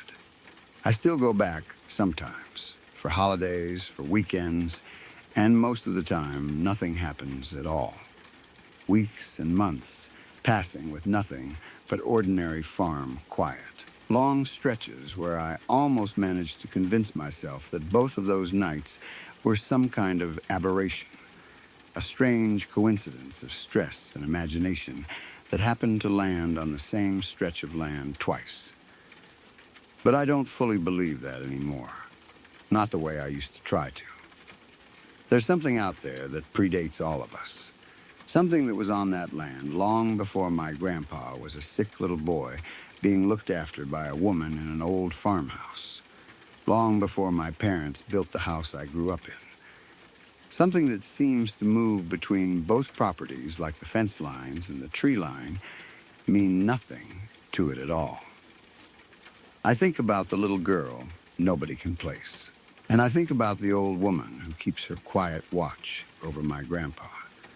And I think about that shape moving low and fast through my own living room, and some nights I wonder if all three of those things are the same thing wearing different faces, or if that stretch of farmland is simply the kind of place certain things never fully leave. But every so often, late at night, sitting in that same living room where I used to play Xbox with the lights down low, I catch myself listening for a car horn that shouldn't be going off, watching the edges of the room out of the corner of my eye for something low and fast passing through where it has no business being. And some nights, when the wind is moving through the field in just the wrong way, I swear I can still hear it. Not quite a scream, not quite anything I could point to and name, but something out there in the dark, listening back. I don't know if this counts as scary in the traditional sense. No ghosts, no screaming, nothing you'd expect from a story like this. But it's the kind of thing that still gets under my skin every time I think about it, late at night especially. And it started so close to home that I can't separate it from the house I live in anymore. It's one of those stories that doesn't have a clean shape to it. No beginning, middle, and satisfying end. Just a handful of moments spread out over months that keep circling back around in my head whenever it gets dark outside earlier than I expect. My boyfriend and I rent a small house on the edge of a fairly ordinary neighborhood. The kind of place with a mix of older ranch houses and newer builds, sidewalks that stop halfway down some streets and pick back up on others. Nothing remarkable about it at all. It's the kind of neighborhood where nothing ever really happens, where the biggest excitement most weeks is somebody's sprinkler running too long onto the sidewalk. Behind our backyard, there's a stretch of undeveloped land, mostly scrubby trees and overgrown brush, that runs for maybe half a mile before it opens up behind a shopping center on the other side. There's a worn dirt trail that cuts straight through it, put there years ago by people like us who got tired of driving the long way around to the store and decided walking through the woods was faster. We use it constantly. It saves probably 15 minutes each way, and until that first night, neither of us thought twice about it. I want to describe the trail properly because I think the geography matters to how the whole thing unfolded. It starts right at the back corner of our yard, where the grass gives out and the tree line begins, marked mostly by the fact that the ground gets a little softer and the weeds get a little taller. From there, it winds through maybe a quarter-mile of genuinely dense trees, thick enough in summer that you lose sight of both your own house and the store at the same time. A stretch where you're truly surrounded by nothing but woods on either side. Then it thins out again as you come up on the back of the shopping center, opening onto the loading area behind the stores before you have to walk along the side of the building to reach the parking lot and the front doors. We'd walked it probably 100 times by that point, day and night, and it had never once felt unsafe. If anything, it felt familiar in the boring way your own street feels familiar. So familiar that we'd stopped even keeping the flashlight app on half the time, trusting our feet to know the path better than our eyes did. The first night it happened, my boyfriend and I were walking up that trail together, headed to the store for nothing more sinister than ice cream and root beer to make floats, one of those small, unplanned errands that ends up filling a whole quiet evening. It was already fully dark, sometime after 9, the kind of early autumn dark that comes down faster than you expect it to.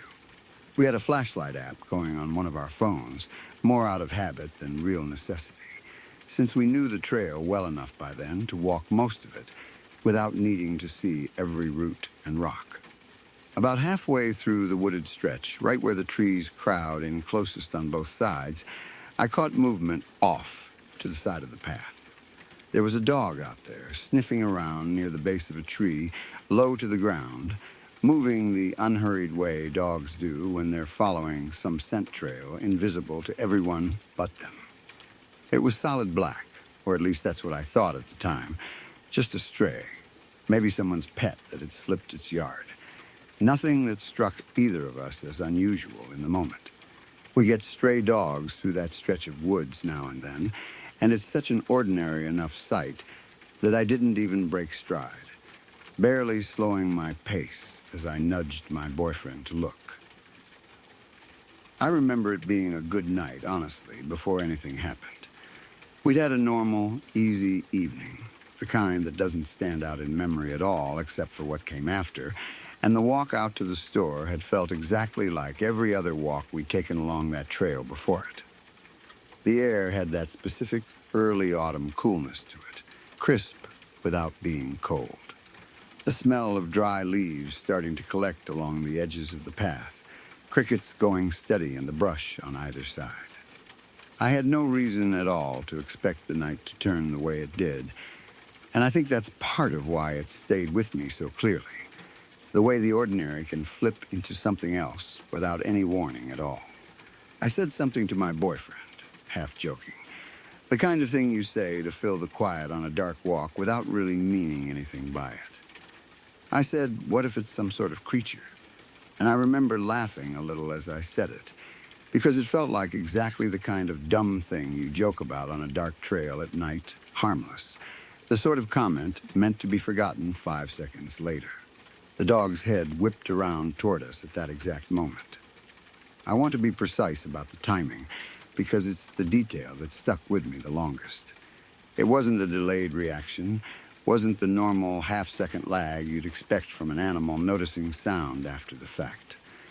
It turned its head the instant the words left my mouth.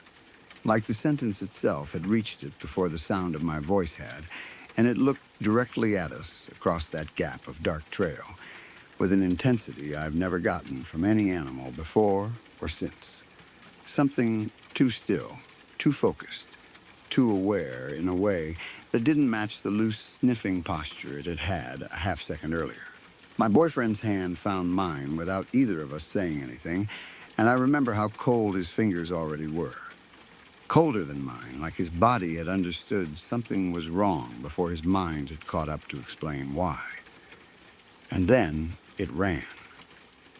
I need you to understand that when I say it ran, I don't mean it bolted the way a startled dog bolts, all scrambling legs and panic. It moved. It covered the distance between where it had been standing and the tree line beyond it in what felt like less than a second. Faster than any dog I've ever seen move.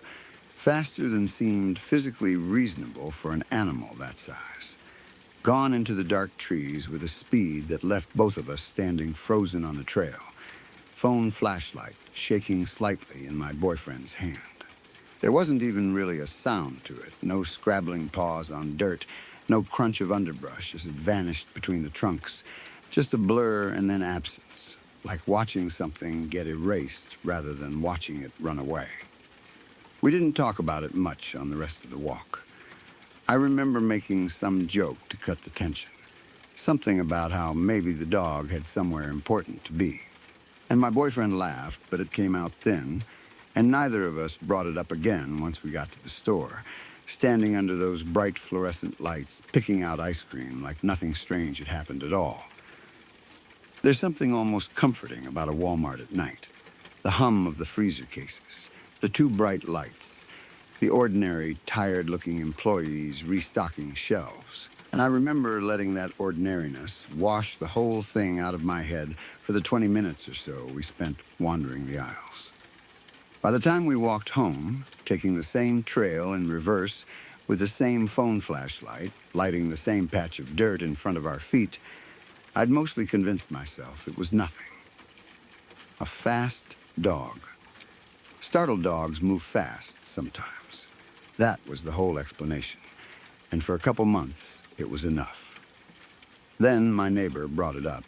She lives 2 houses down from us, close enough that our kids, if either of us had them, would probably have grown up playing together. And we talk over the fence pretty regularly. The ordinary small talk of people who share a street and wave to each other while getting the mail. One afternoon, out watering her flower beds in the late golden light of early evening, she mentioned, almost in passing, that she and her son had seen a strange black dog out behind the shopping center a few weeks earlier, back near the loading docks where the trail spits out. She said it in the tone people use for something mildly interesting rather than something disturbing. The same tone you'd use to mention a weird bug you found on your porch. I asked her, trying to keep my voice as casual as hers, what exactly had happened that day. She said the dog had been sniffing around near the dumpsters back there, and her son, who's maybe 7, had wanted to go say hi to it, the way kids do with any dog they see, tugging at her sleeve to be let closer. She'd held him back, more out of general caution than any specific instinct that something was wrong, and the dog had turned and looked straight at them, and then took off running at what she called. And I remember this phrase specifically because it lined up so exactly with what I'd witnessed myself. The speed of light.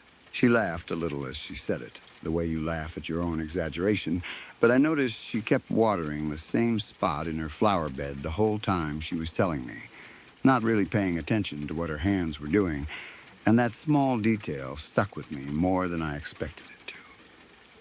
I stood there at the fence for a second, feeling that same cold drop in my stomach I'd felt on the trail that night, and told her carefully that I'd seen something similar a couple months back. I watched her face while I said it, half expecting her to brush it off, but instead, something flickered across her expression, a kind of relief mixed with unease, the look of someone realizing they aren't the only one holding on to a strange little memory they've been quietly filing away as probably nothing. She didn't seem particularly bothered by the coincidence on the surface, laughed it off, said Walmart's probably got some fast stray running around back there, and moved on to asking about my tomato plants. I let it go, too, on the surface, because what else was there to say? Couldn't be the same dog, I told myself. Even if it was, dogs run fast sometimes. That was still, technically, an explanation, even if it had started to feel thinner every time I reached for it. Then, a few weeks after that conversation, my boyfriend came home from a solo trip to the store in a state I'd never seen him in before. He came through our own back door, the door that opens directly onto that same tree line, the same trail, the boundary between our safe, familiar yard and those woods. Breathing hard, face pale in a way I associate more with bad news over the phone than with a walk to buy groceries. He set the bags down on the kitchen counter without really looking at them, and I remember his hands were shaking badly enough that one of the bags tipped over, a can of something rolling off the counter and across the floor, and neither of us moved to pick it up for a full minute. He told me, in a voice that was trying very hard to sound steady and wasn't quite managing it, that he'd seen the dog again. This time, it hadn't been sniffing around at a distance. He said it had been standing directly in the middle of the trail, blocking his path, close enough that he'd had a real, unhurried look at it before it moved, and that look was what had actually shaken him, more than the running ever had. He described the air around it as feeling different, colder somehow, in a way that had nothing to do with the actual temperature that night. A cold that seemed to radiate outward from where it stood the way heat radiates off pavement in summer, except in reverse. He said the color wasn't right. Not black like fur is black. Not black the way our neighbor's lab down the street is black. Glossy and catching whatever ambient light there is even at night. This black, he said, was black the way the absence of light is black. He struggled to find the words for it standing there in our kitchen, gripping the edge of the counter so hard his knuckles had gone pale, and what he finally landed on was that it looked less like an animal that happened to be dark-colored and more like a dog-shaped hole cut directly out of the world. A patch of nothing given 4 legs and a head, standing there in a shape our brains wanted to read as a dog, because that was the closest available template, but which didn't actually seem to be reflecting anything at all. No shine-off, wet fur. No texture visible even up close. No glint of eyes catching what little ambient light came through the trees, the way any real animal's eyes will glint even in near total darkness. Just an absolute matte nothingness, dog-shaped, watching him from the middle of our own trail. He said it hadn't moved right away that time. It had just stood there, watching him the same unnervingly focused way I remembered it watching us that first night, for what felt to him like a full minute, though he admitted it might have only been a few seconds. Time doing that strange stretching thing it does when you're too afraid to look away and too afraid to move. And then, exactly like before, it had bolted, gone into the trees at that same impossible speed, and he'd run the rest of the way home, straight through our own back gate, dropping the grocery bags twice in the process, 2 rattled to care. We stopped using the trail after that night, or at least we tried to, and for a while it felt like something we genuinely committed to. It's a hard habit to break when it's right there, behind your own yard, saving 15 minutes every single trip. And there were a few times over the following weeks when one of us caved and used it anyway, always in daylight, always quickly, always glancing over a shoulder more than either of us wanted to admit to the other. Nothing happened on any of those daylight trips. Whatever it was seemed, as far as we could tell, to only come out after dark, though I want to be honest that I have no real evidence for that beyond the fact that all 3 sightings, mine, my neighbor's, my boyfriend's, happened at night. And that feels like too small a sample to call a rule. We even talked, half seriously, about paying to have a fence put up along the back of our property. Something solid enough to at least block the sight line into the trees from our own kitchen window, though the cost of it kept us from ever actually doing it. Instead, we started keeping the back porch light on every single night. All night. Something we'd never bothered with before. A small, bright defiance against that tree line that didn't do much beyond making us feel marginally better while we tried to fall asleep. I noticed myself, more than once, standing at the kitchen window after dark, with the lights off inside so I could see out better, just watching the tree line for a while before I let myself go to bed, telling myself I was being ridiculous the entire time and doing it anyway. Some nights nothing moved out there at all, just the ordinary sway of branches in the wind, and I'd feel almost silly climbing into bed afterward, like I'd spent 20 minutes being frightened of nothing more than my own imagination. Other nights, I'd catch myself certain, without any real evidence, that something out past the reach of the porch light was standing very still and watching the house back. And on those nights, I slept badly, no matter how many times I told myself there was nothing actually there to see. What stayed with me longest isn't actually any single sighting, though God knows each one replays in my head plenty on its own. It's the pattern. 3 separate sightings, 3 separate people, all within a few months, all along that same stretch of trail behind our house, all describing the same wrongness in how it looked and the same impossible burst of speed the moment it decided to leave. If it had just been me, I could believe I'd imagined the worst of it, dressed up an ordinary startled dog with details my own nerves supplied after the fact. But my neighbor described it before I ever told her the specifics of what I'd seen, unprompted, in almost the exact same language. And my boyfriend, coming home shaking through our own back door, wasn't describing anything I'd primed him to see either. He came to that description of a hole cut out of the world entirely on his own, using almost the exact same phrase I'd used months earlier, without either of us ever comparing notes on wording beforehand. I've gone back over the details more times than I probably should, lying awake some nights, running through each sighting like I'm building a case file nobody asked me to build. What strikes me every time is how none of us ever saw it do anything actively threatening. Not really. It never lunged, never growled, never showed teeth. All it ever did was watch, and then leave at a speed that had no business belonging to anything with 4 legs and a body built out of muscle and bone the way an ordinary animal's body is. That absence of aggression should probably make me feel better about the whole thing, and some nights it almost does. Other nights it just makes the whole thing feel worse, like the not attacking wasn't mercy so much as disinterest. Like whatever was watching us from the tree line had better things to do than concern itself with 3 people who happened to notice it. I keep coming back to that thought, more than any of the others, the idea that we weren't important enough to it to bother with.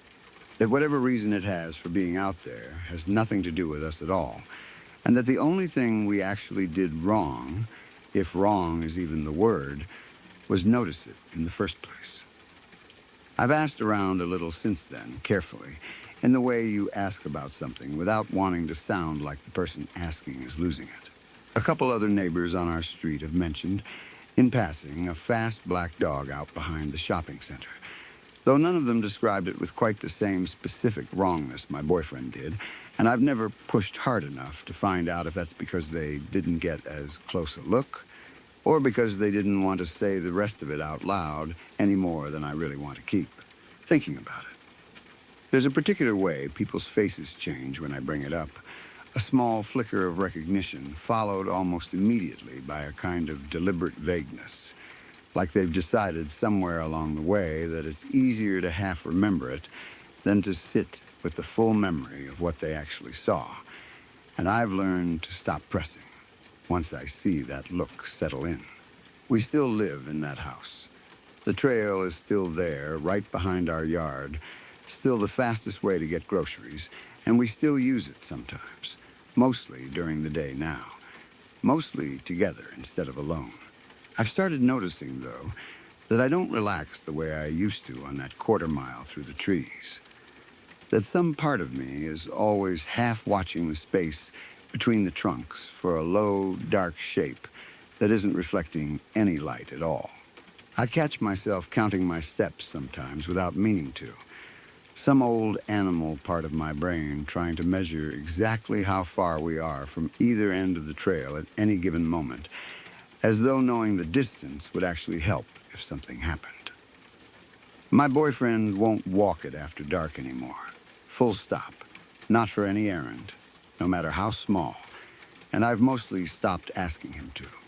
If we need something after the sun goes down now, we drive the long way around instead, adding 20 minutes each way to a trip that used to take 5. And neither of us has ever once suggested going back to doing it the old way. We've talked, more than once, about moving, though neither of us has ever taken the idea further than a tired conversation late at night, usually around 11 or so, when the house has gone quiet and the tree line outside has gone fully dark.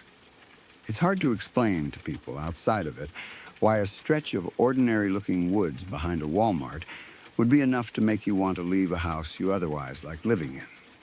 A house with good light in the mornings, and a landlord who actually answers his phone, over something as small as a dog that runs fast and doesn't look quite right. Said out loud, in daylight, to someone who wasn't there, it sounds almost nothing at all.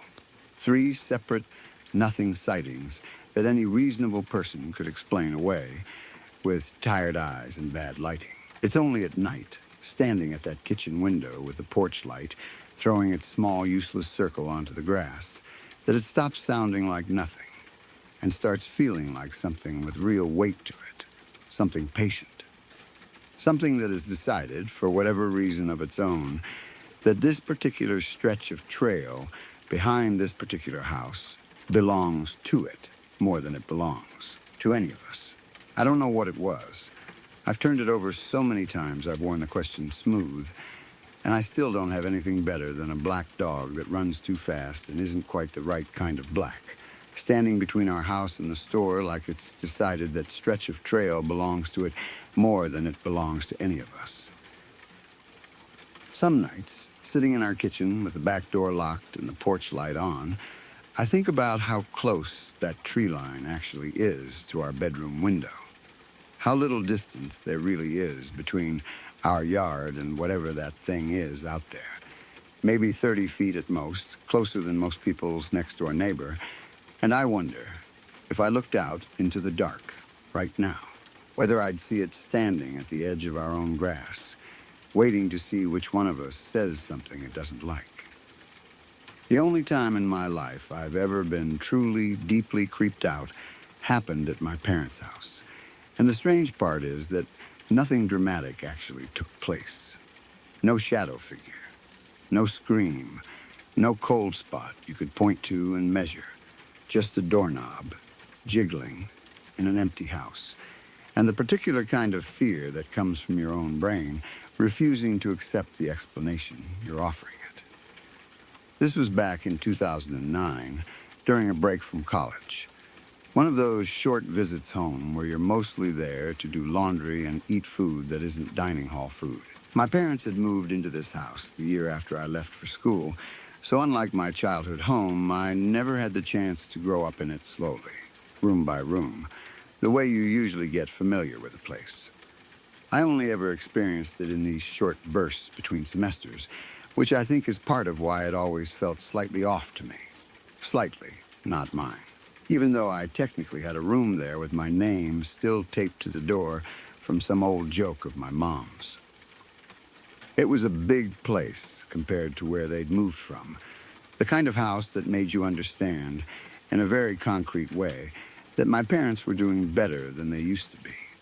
4 bedrooms, 2.5 bathrooms, a 2-car garage, vaulted ceilings in the living room that made every sound carry further than you expected. It should have felt like an upgrade in every sense, and on paper it was. But there was something about the size of it. The number of rooms that sat empty most of the time, doors closed on spaces nobody was using, that always put me a little on edge whenever I stayed there, even before anything actually happened. I used to joke to my roommate back at school that my parents' house had more rooms than personality, which felt clever at the time and feels almost prophetic now, looking back. It's a strange thing, moving into a house as an adult after your kids have already left for college, because you skip the whole slow accumulation of memory that usually fills a place up and makes it feel lived in. My parents didn't get to watch me learn to walk in that hallway or scuff up that banister with 100 careless trips down the stairs as a kid. They moved in fully formed adults into a fully formed house, and it always had this strange showroom quality to it whenever I visited, like a house that was still waiting to happen to somebody rather than one that had already happened to us. I never quite got over that feeling, even years later, even after they'd filled it with furniture and photos and all the ordinary clutter of a lived-in life. Underneath all of that, some part of the place always still felt like it belonged to whoever had built it, rather than to us. I want to describe the layout a little, because it matters to what happened later. The living room was downstairs, open and bright, with a big bank of windows that let in a huge amount of light in the early afternoon. Which is part of why what happened felt so wrong when it did. It happened in broad daylight, not in some appropriately spooky midnight hour, but in the middle of a bright, ordinary afternoon with sunlight practically flooding the room. The bedrooms were all upstairs, arranged along a single hallway. 4 doors closed together with a bathroom door at the far end. My parents had one of those doorknob styles you don't see as much anymore, the kind where you push the little button in the center and give it a twist to lock. A design that seems simple enough until you're the kind of person who's never dealt with one before. An unassuming little mechanism that would end up meaning a great deal more to me by the end of that particular afternoon than I ever could have expected sitting down for a lazy nap at 1 o'clock. My dad was exactly that kind of person. He'd grown up with older houses with different lock mechanisms entirely, older-style knobs with keyholes instead of push-button centers, and more than once since they'd moved in, he'd managed to lock himself inside the upstairs bathroom completely by accident. Some reflexive twist of the wrist while closing the door that he didn't even realize he was doing, muscle memory from decades of a different kind of house betraying him in this new one. It had become something of a running joke in the family by that point. My dad standing sheepishly at the bathroom door, asking someone to come let him out, my mom laughing every single time like it was the first time it had ever happened, my dad's frustration always tinged with just enough embarrassment to make it funny rather than annoying. My mom kept a little screwdriver on top of the doorframe specifically for these occasions, small enough to pop the emergency release on the outside of the knob, and using it on my dad's behalf had become something of a small family ritual, an eye roll and a laugh and a little rescue mission that always ended the same way. I bring this up because it matters enormously to how I first interpreted what I heard that day. It wasn't an abstract, unfamiliar sound to me. It was a sound I recognized immediately, one I'd heard plenty of times before, under completely ordinary, explainable circumstances. I was napping downstairs on the couch in the living room, the way you do on a break from college when you finally have nowhere urgent to be for the first time in months. It was around 1 in the afternoon, and it was an unusually bright, sunny day, the kind where the light coming through those big windows made the whole room feel warm and lazy in a way that practically demanded a nap. I remember falling asleep with the television still on, some background noise show, the volume low enough to be a kind of white noise rather than anything I was actually watching. I woke up to the sound of a doorknob jiggling upstairs, a sound that cut cleanly through the fog of sleep in a way that felt oddly specific for something that had woken me out of such a deep rest. It's such a small, mundane sound to describe, And that's exactly what makes it hard to explain why it unsettled me at all in that first moment. My initial thought, groggy and half-formed the way thoughts are, right when you surface from a nap, was that my dad had come home from work early. His office was only about a 10-minute drive from the house, close enough that stopping home for lunch or a quick break wasn't unusual, and my sleep-fogged brain slotted the sound neatly into that explanation before I'd even fully opened my eyes. I assumed, without much real thought behind it, that he'd locked himself in the bathroom again, the way he always did, fumbling with that unfamiliar knob out of habit, and that the jiggling I was hearing was him trying to work it back open from the inside. I remember actually smiling a little at the thought, still half asleep on the couch, thinking something like, there he goes again, and pushing myself up off the cushions with the lazy, unhurried motion of someone about to do a small favor for someone they love, not someone bracing for anything. I called out, half joking, something like I'll get you, and made my way to the stairs, still blinking against the brightness of the room, my body moving on the kind of autopilot that comes from genuine familiarity with a running family bit. I went upstairs, expecting to find my dad standing sheepishly at the bathroom door, and instead I found nothing at all. Every single door on that upstairs hallway was open, not just unlocked, open, standing wide, exactly the way they usually sat during the day when nobody had any reason to close them. The bathroom door, the one my dad always managed to lock himself behind, was wide open too, the little push-button lock visibly disengaged, the whole room empty and undisturbed, towels hanging exactly where my mom always kept them, nothing so much as slightly out of place. I stood there in that hallway for a second, genuinely confused, the good-natured half-smile still sitting on my face, even as it started to feel increasingly out of place, given what I was actually looking at. I checked each of the other bedrooms, too, more out of confusion than any real concern at that point, poking my head into each one, and found the same thing every time. Empty, undisturbed. Nothing to explain the sound that had woken me up. Nothing to suggest anyone had been up there at all. My old room, still with a few boxes of things I hadn't bothered taking to my dorm, sat exactly as I'd left it that morning. My parents' room, bed made, blinds half open, nothing out of place. The guest room, rarely used, doors standing open onto a bed nobody had slept in for weeks. I stood in that hallway for what felt like a full minute, running through possible explanations, and every single one of them fell apart under even the lightest scrutiny. I hadn't imagined the specific quality of that sound. I knew what a jiggling doorknob sounded like. Knew it well enough from years of that exact family joke to recognize it instantly and unmistakably. But there was nothing up there. No one up there. Just 4 open doors and a stretch of afternoon light coming in through the hallway window, dust drifting lazily in it the way dust does in a house where nothing has moved in a while. I even did something I look back on now as almost funny in how thoroughly I tried to reason myself out of what I was feeling. I opened the hall closet, checked behind the shower curtain in the bathroom, glanced under my old bed the way you do as a kid, checking for monsters, feeling faintly ridiculous the entire time, an almost college graduate crouching down to peer under furniture in his childhood bedroom in the middle of the afternoon. There was nothing there either, obviously. Just the ordinary dust and forgotten shoes you'd expect, and I remember standing back up and actually laughing a little at myself, at how thoroughly my nap had apparently scrambled my brain.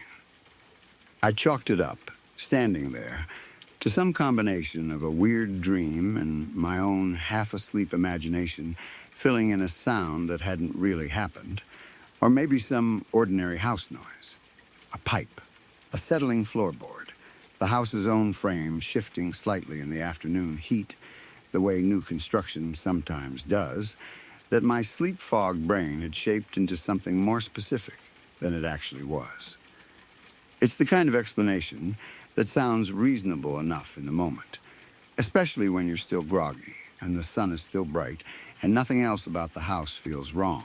I went back downstairs, turned the television back on, more out of habit than any real interest in what was playing, some rerun of a show I wasn't even really following, and settled back onto the couch, pulling the throw blanket my mom kept draped over the armrest up over my legs the way I always did. Within what felt like only a few minutes, I was asleep again, that specific fast.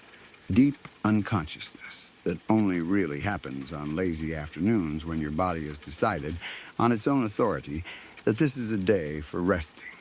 When the sun through the windows is warm enough to feel like a physical weight pressing you down into the cushions. The second time I woke up, there was no gentle drift back into consciousness the way there had been the first time. I woke up already tense, already alert in a way that felt wrong for someone coming out of sleep, and I knew immediately, with a certainty that left no room for the half-formed, generous explanations I'd offered myself the first time, that I was hearing the same sound again, except this time it was worse. This time, the doorknob wasn't just jiggling, it was being worked violently. A fast, hard, insistent rattling that had none of the absent-minded quality my dad's fumbling always had, none of the sheepish, apologetic energy of someone accidentally locking themselves in and trying to laugh their way back out. This was loud enough to cut clean through the low white noise of the television, loud enough that it took real effort not to immediately assume something was actually, physically wrong upstairs. I sat up on the couch fast, heart already hammering, and for a second, I just listened, frozen, trying to make my brain process what I was hearing against everything I'd just confirmed for myself upstairs less than an hour earlier. The sound didn't stop.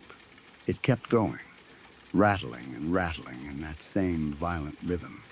And every second it continued made the first explanation. My dad, home for lunch, comically stuck again, feel more and more impossible to hold on to, because I had just walked that entire hallway myself and found every door standing open and every room completely empty. I called my dad first. It rang twice before he picked up, his voice coming through completely normal, mildly surprised to be hearing from me in the middle of a workday, distracted the way people sound when they're mid-task at their desk. I asked him, trying to keep my own voice level, whether he'd come home at all that afternoon. He said no. He was still at his desk, hadn't left the office once since that morning, and asked, a little confused, why I was asking. I told him it was nothing, some quick lie about wanting to know what time he'd be home for dinner, and hung up before he could ask anything further. I called my mom next and got almost the exact same answer. Still at work. Hadn't been anywhere near the house, and confirmed she'd been at her desk since that morning without a single break long enough to drive home and back. She asked if everything was okay, picking up on something in my voice that I hadn't managed to fully hide, despite my best effort to sound casual, and I told her the same kind of nothing lie I'd told my dad. Some excuse about checking on dinner plans, and got off the phone as quickly as I reasonably could without it seeming strange.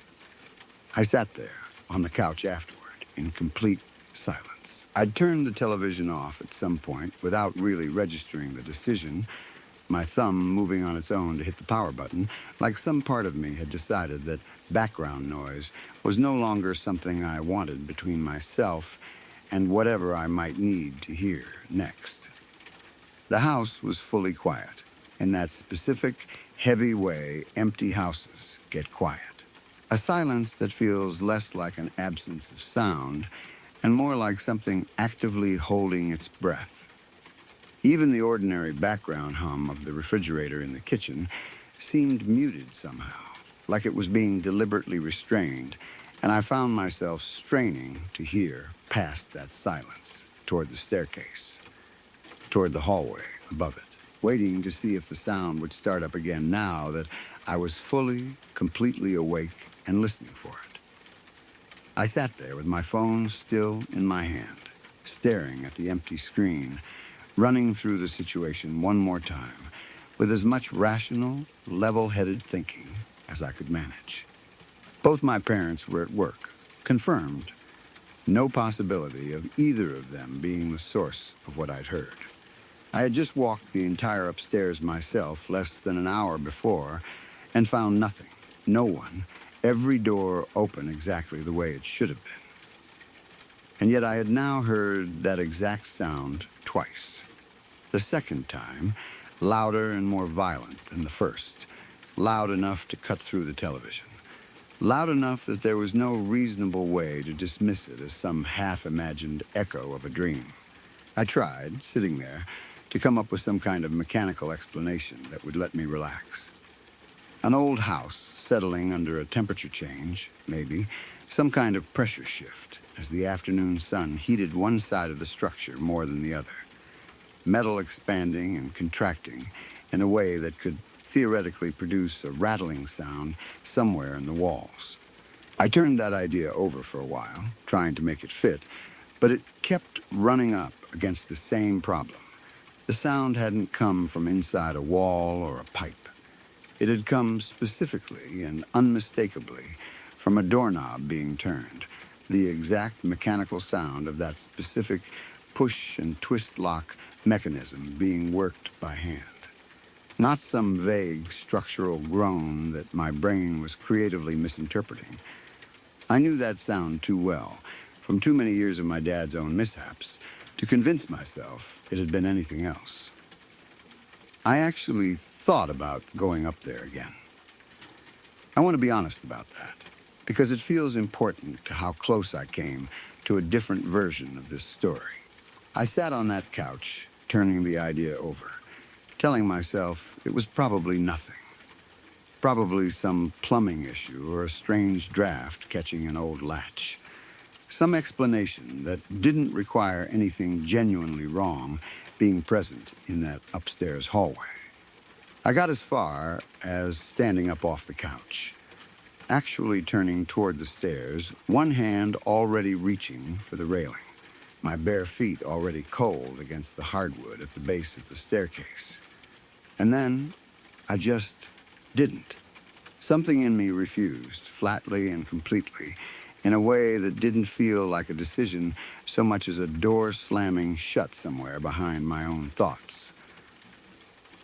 I remember the specific physical sensation of it, a kind of full-body no that started somewhere in my chest and spread out into my hands and legs, a wave of cold that had nothing to do with the actual temperature of the house, and instead of climbing those stairs, I grabbed my keys off the counter and left the house entirely. Got in my car, and drove around for probably close to an hour with no real destination in mind, just needing to not be inside that house for a while. I remember gripping the steering wheel tighter than the situation really called for, glancing at the rearview mirror more than a driver normally does on an empty afternoon road. Some part of me half expecting to see the house itself receding behind me in a way that felt significant. Though, of course, it was just an ordinary house, getting smaller in the distance, the way any house does when you drive away from it. I drove past the edge of town and back a couple of times, past the gas station where I used to stop for slushies as a kid on the rare visits home before college, past the old elementary school that had nothing to do with this house at all, but somehow felt more solid, more trustworthy than the one I'd just fled. I didn't call anyone during that drive. I didn't turn the radio on either. I just drove, hands tight on the wheel, running the whole afternoon over and over in my head, trying to find the version of events where none of it had actually happened the way I remembered it happening. And never quite managing to talk myself into that version no matter how many times I tried. When I finally came back, both my parents' cars were already in the driveway, and the ordinary sounds of dinner being made were coming from the kitchen.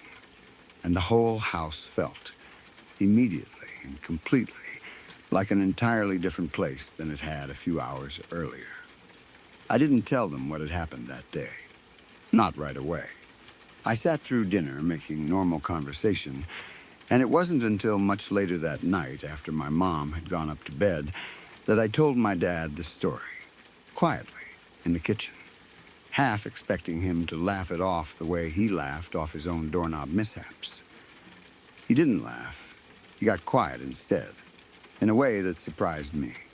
Setting down the glass of water he'd been holding on the counter with unusual care, and admitted almost reluctantly that he'd had a couple of strange moments in that house himself since they'd moved in. Nothing he'd ever thought was worth mentioning to anyone. Small things. A light he was sure he'd turned off found on again the next morning. The sound of footsteps upstairs on nights when it was just the two of them, and both of them were already in bed. Once even the distinct sensation of the mattress dipping on my mother's side of the bed while she was still downstairs, finishing up the dishes. He said it in the tone of someone who'd decided a long time ago not to look too closely at any of it. Someone who'd made a kind of quiet peace with living alongside something he couldn't explain rather than confronting it directly. And I understood, hearing him say it, exactly why I hadn't gone back up those stairs myself that afternoon. I asked him, carefully, why he'd never mentioned any of it before. And he just shrugged, the kind of tired, resigned shrug of someone who'd run through that exact question in his own head plenty of times already. He said there didn't seem to be much point in worrying your family about something you couldn't do anything about anyway. That the house was still their house, still the one they'd worked hard to afford, and that some inconvenient noises in the night didn't seem worth uprooting everything over. I didn't push him further that night. We sat in the kitchen a while longer, in a silence that felt different from the one I'd sat in on the couch earlier that day, a shared acknowledging kind of quiet rather than a frightened one. And eventually, we both went up to bed without saying much else about it. I've stayed in that house plenty of times since then. Holidays, other breaks from school. And nothing quite like that day has ever happened again. At least not that I've directly witnessed myself. There have been moments, sure, small, unexplained things that could just as easily be nothing. A creak that seemed to come from the wrong direction.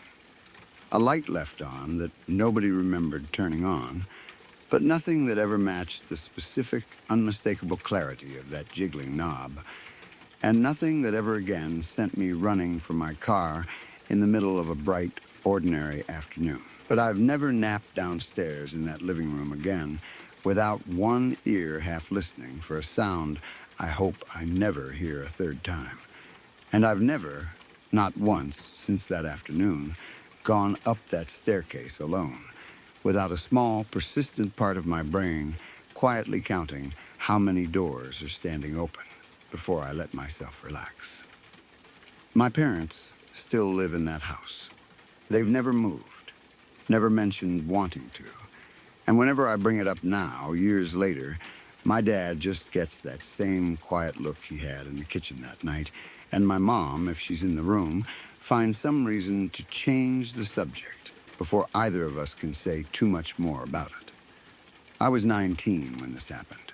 I am 25 now, and there are parts of that night I can still remember more clearly than things that happened to me last week. I have gone back and forth for years over whether I should even call it a paranormal experience. I know what people say about waking suddenly in the middle of the night. Sleep paralysis. Hypnagogic hallucinations, dreams that continue for a few seconds after your eyes open. The brain can do strange things when it is caught between sleeping and waking. I understand all of that. For a long time, I wanted one of those explanations to be true. The problem is that what happened afterward made it much harder for me to dismiss what I saw. At the time, my two closest friends, sisters named Megan and Claire, were living with their mother in an older house at the edge of a quiet residential neighborhood. I am changing their names because I have never asked them whether they want this story attached to them. The house was not the kind of place anyone would immediately call creepy. It was a normal two-story family home built sometime in the 1970s. Beige siding, dark shutters, a narrow concrete driveway running beside the garage. There was a small porch in front and a fenced backyard with an old maple tree growing close enough to the house that its branches scratched against the upstairs windows whenever the wind picked up. Inside, the place always felt a little darker than it should have. That is probably the first thing I remember about it. Even during the day, sunlight never seemed to reach very far beyond the windows. The living room faced the street, but a covered porch blocked most of the direct light.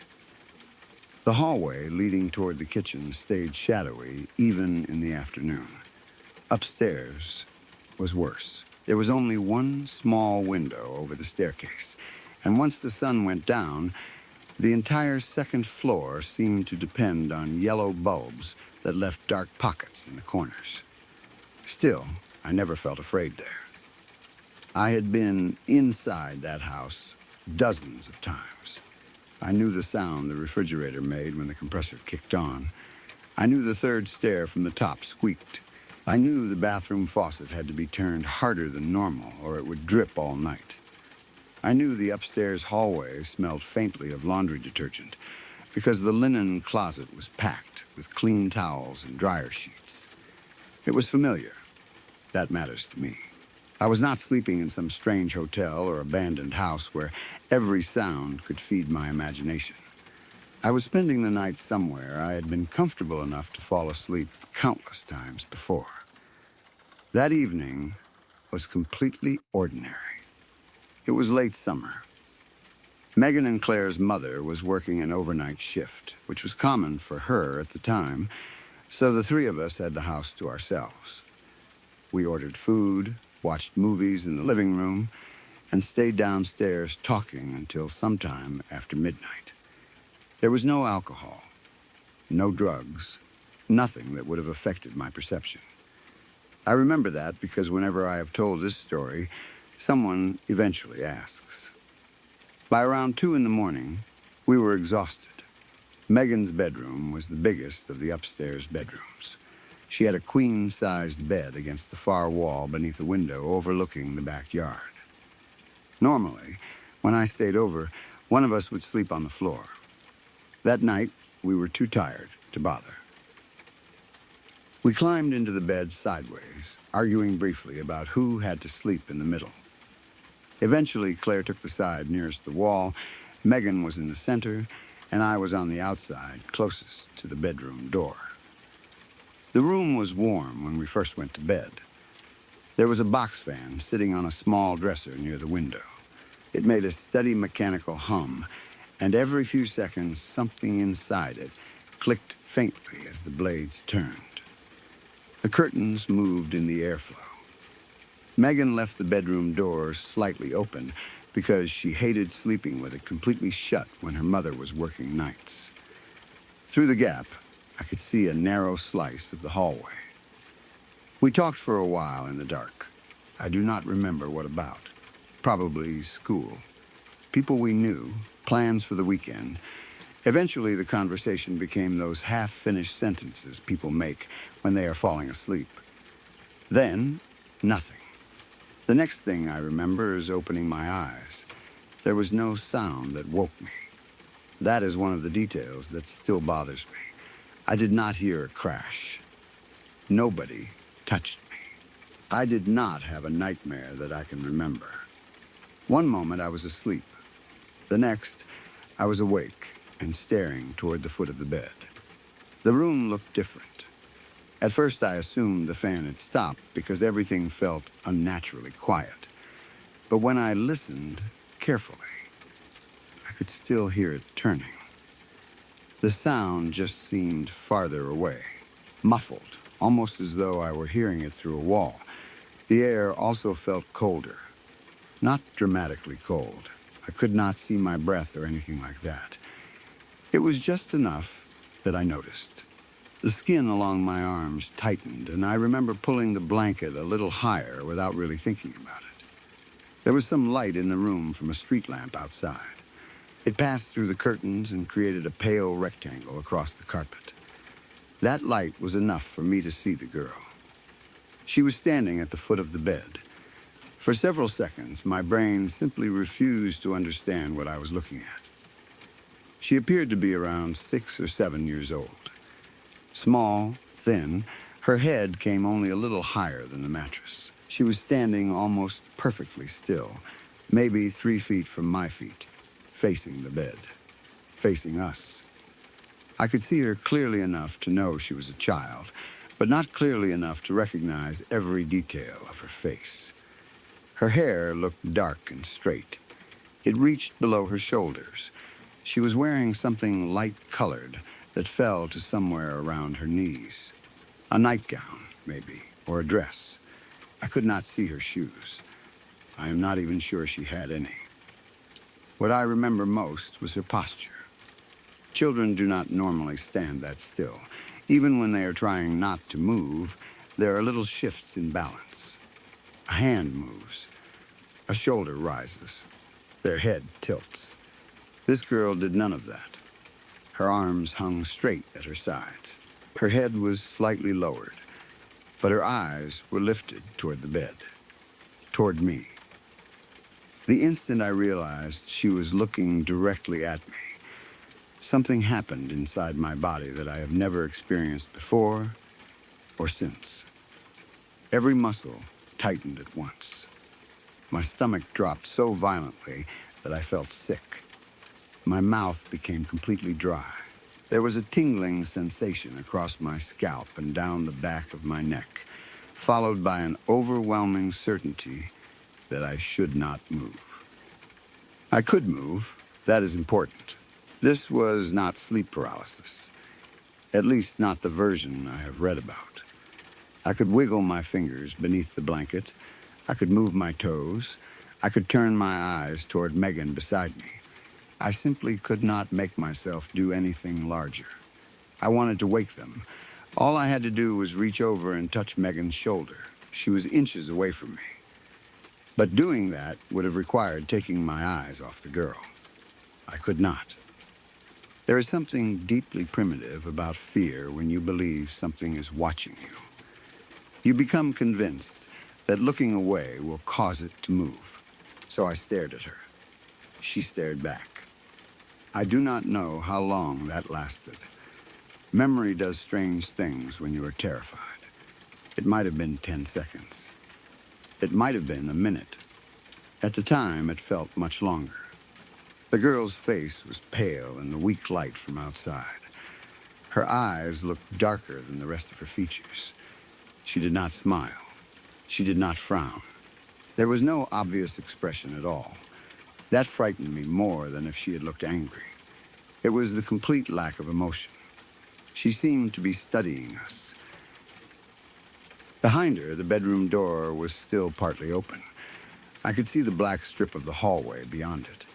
For one irrational moment, I wondered whether she had come through that door while we were sleeping. Then another thought followed immediately. Whose child was she? There were no young children in the house. There were no young children living next door who would have had any reason to be inside. The doors downstairs should have been locked. The alarm system was not turned on, but Megan's family was strict about locking everything at night. If an actual little girl had somehow entered the house, that would have been disturbing enough. But even while I was staring at her, some part of me already knew she was not an ordinary child. The edges of her body did not look right. At first, I thought it was because my eyes were adjusting to the darkness. I blinked several times. She remained there.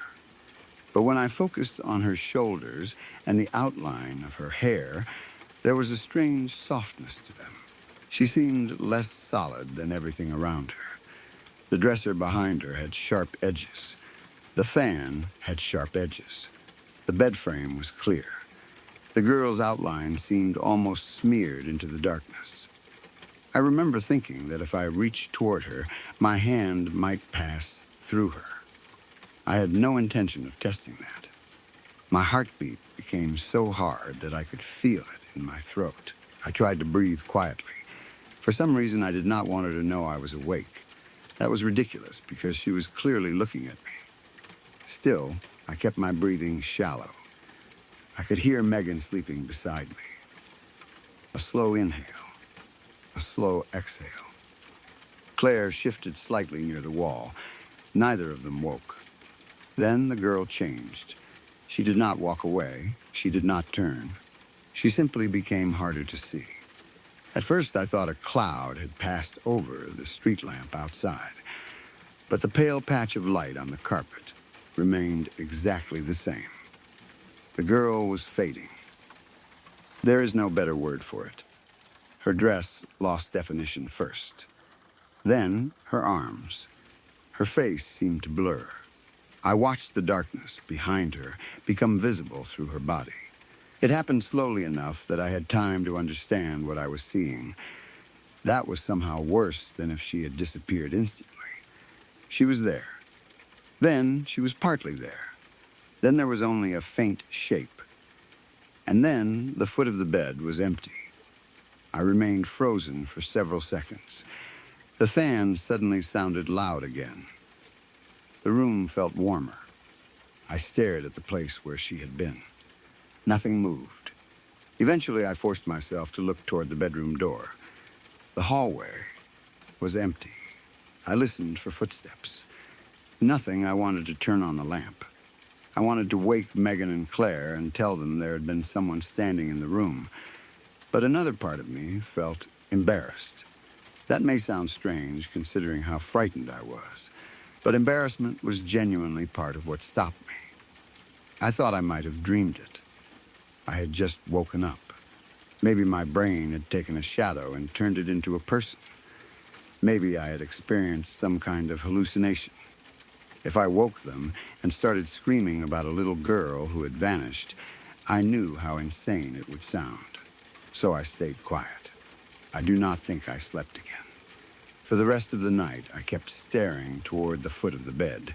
Every time the curtains moved, my chest tightened. Every time the house settled, I thought I heard something in the hallway. At some point, the sky outside started turning gray. Morning arrived slowly. When Megan finally woke, she complained that I looked terrible. I told her I had not slept well.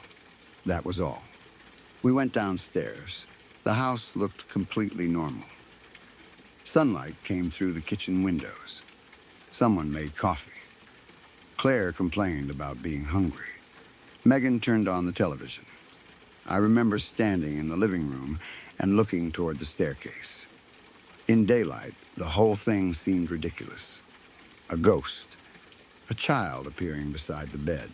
It sounded like the kind of story people told at parties. I decided I had probably dreamed it. Before leaving that morning, I checked the front door. Locked. I checked the back door without making it obvious. Locked. The door between the garage and the house was also locked. That should have made me feel better. Instead, it left me uncomfortable for reasons I could not explain. I did not tell Megan or Claire. Not that day. Not that week. Not even that month. For a while, I tried not to think about it at all. But certain parts kept returning to me. The way she had stood. The way her eyes seemed fixed on me. The gradual disappearance. Sometimes I would be lying in my own bedroom at night and suddenly remember the shape of her standing beyond my feet. I started pulling my blanket over them. I know that sounds childish. I did it anyway. I also stopped sleeping with my bedroom door open. Before that night, I had never cared. Afterward, if the door was even slightly ajar, I could not relax. A dark hallway had become something different to me. Megan and Claire never mentioned anything unusual about their house. I continued visiting them. I even stayed overnight again, although I avoided Megan's bed whenever possible. If I slept there, I took the couch downstairs. Nothing else happened to me. That should have been the end of the story. Several months passed. By then, I had almost convinced myself that the girl had been a dream. Then, one evening, Megan and Claire came over to my place. We were sitting in the kitchen eating takeout when Claire started telling me about something strange that had happened at their house a few nights earlier. She was laughing when she began, not because she thought it was funny, exactly. It was the nervous kind of laugh people make when they are about to describe something they do not know how to explain. She asked Megan if she wanted to tell it. Megan immediately said no. That caught my attention. Megan was usually the more confident of the two. Very little scared her. Claire started explaining. Their mother had been working another overnight shift. The sisters were upstairs in Megan's bedroom, watching television. It was late.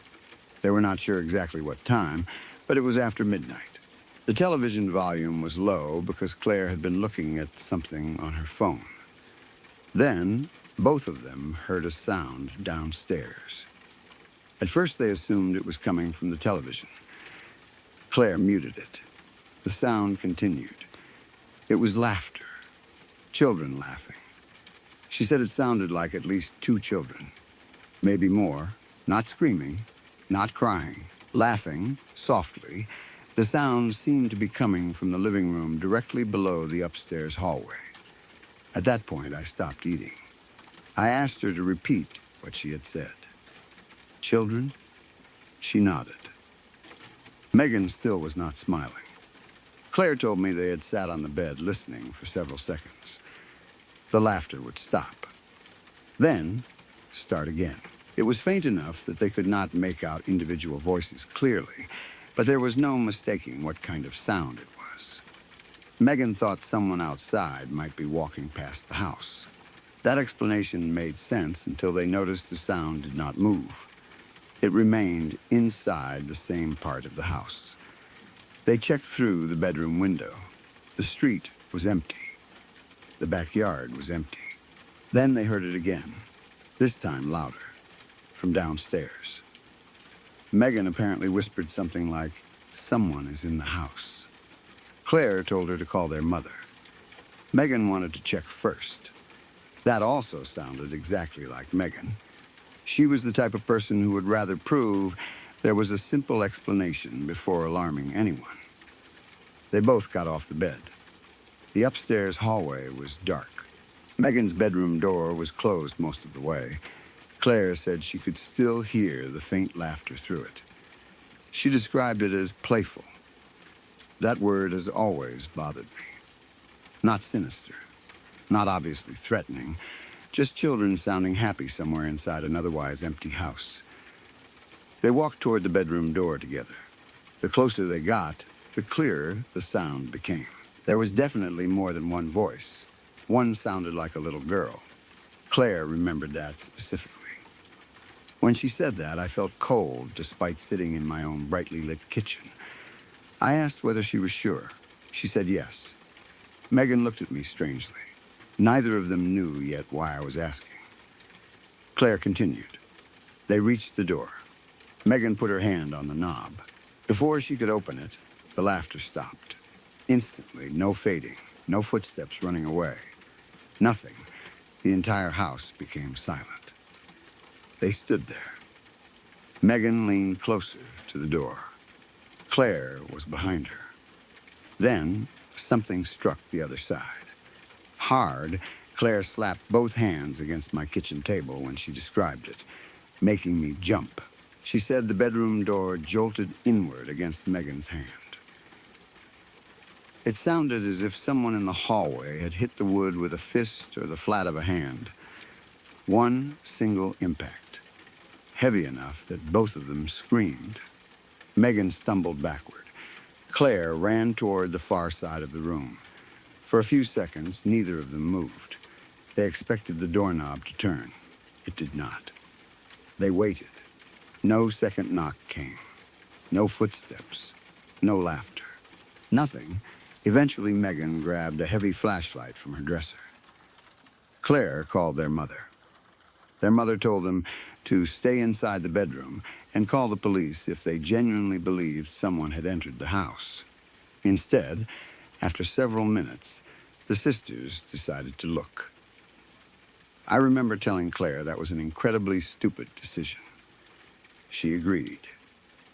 They opened the bedroom door. The hallway was empty. The light over the stairs was off. Megan switched it on. They checked the bathroom first. Empty, then Claire's room. Empty, their mother's bedroom. Empty, closets empty. They went downstairs together. The living room lights were off. The television downstairs was off. The kitchen was empty. The basement door was still closed. That house had a basement that was mostly used for storage and laundry. The basement always smelled damp, and there was only one small window near the ceiling. Neither sister wanted to go down there. They stood in the kitchen arguing about it. Finally, Megan opened the basement door and turned on the stairlight. They called out. No answer. They went downstairs together. Nothing. They searched behind storage shelves, behind the furnace, inside the small laundry area. Nobody was there. They returned upstairs and checked every entrance. The front deadbolt was locked. The back door was locked. The garage entrance was locked. Several windows had secondary latches. None were open. There was no sign anyone had entered. Their mother came home early from work. She searched the house, too. Nothing. When Claire finished the story, I realized both sisters were looking at me. Apparently, my face had changed. Megan asked what was wrong. I did not answer immediately. I was suddenly back in that bedroom months earlier. Dark room. Fan turning. Streetlight through the curtains. Small figure standing at the foot of the bed. I had spent months convincing myself it had not happened. Now, I had to decide whether to tell them. I finally asked Megan whether anything else strange had ever happened in that house. She hesitated. Then she said, "Why?" I told them everything I described waking beside them. I described the girl, her height, her hair, the light clothing, the way she stood without moving, the way she looked toward the bed, and the way she disappeared. Neither of them interrupted. When I finished, Claire looked genuinely sick. Megan asked why I had never told them. I said because I thought I had dreamed it. Then, Claire asked me a question I still think about. She asked exactly where the girl had been standing. I showed her. At the foot of the bed, slightly closer to Megan's side. Claire looked at Megan. Neither spoke. I asked what that meant. Megan said that was almost exactly where she had been standing when the bedroom door was struck. She had been inside the room, facing the hallway. If someone had been standing directly outside the door, they would have been only a few feet from the place where I had seen the child months before. After that, the three of us sat quietly. The food on the table went cold. Eventually, I asked whether their family knew anything about the history of the house. They did not. Their mother had bought it years earlier from an older couple. There had never been any stories about someone dying there. No known tragedy. Nothing dramatic. For a few days, curiosity got the better of us. We searched old property records online and found previous owners, but nothing unusual. No murdered children. No fire. No disappearance. Nothing that gave us a satisfying explanation. In a way, that made it worse. People like haunted house stories to have histories. Someone died in the attic. A child drowned. A family was murdered. Then the strange events can be placed into a neat story. This house gave us nothing. Just a child where no child should have been. And laughter inside a locked home. Megan and Claire continued living there for another 2 years. They did not experience anything as dramatic as that night again, but several smaller things happened. I only learned about most of them later. Once Claire woke because she heard footsteps moving slowly through the upstairs hallway. She assumed Megan was going to the bathroom. The steps stopped outside her room. She waited for the door to open. It never did. In the morning, Megan said she had slept through the night. Another time, their mother found the basement door open. She was certain she had closed it because the family had a cat at the time and did not like letting it downstairs. Nothing was missing. The cat refused to go near the basement stairs for the rest of that evening. Megan told me about waking one morning and finding one of her dresser drawers pulled completely open. She blamed Claire. Claire denied touching it. None of those things prove anything. Houses make noise. People forget doors. Drawers slide. Animals react to sounds humans cannot hear. I know all of that. But after what I saw, every small incident felt connected. I stopped staying there overnight entirely. I would visit during the day, but if everyone decided to watch movies late into the night, I drove home afterward.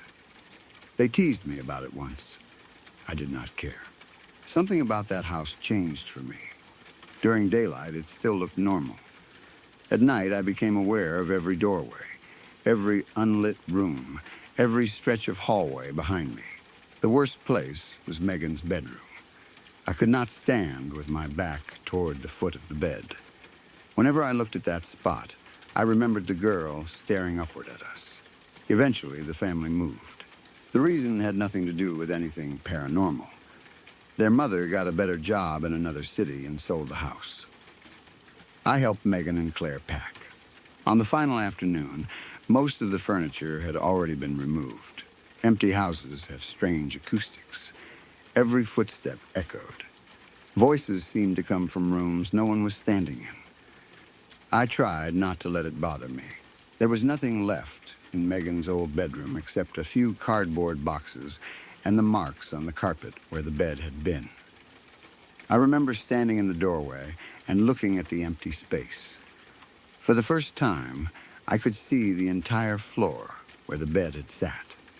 The place where the girl had appeared was just carpet, nothing more.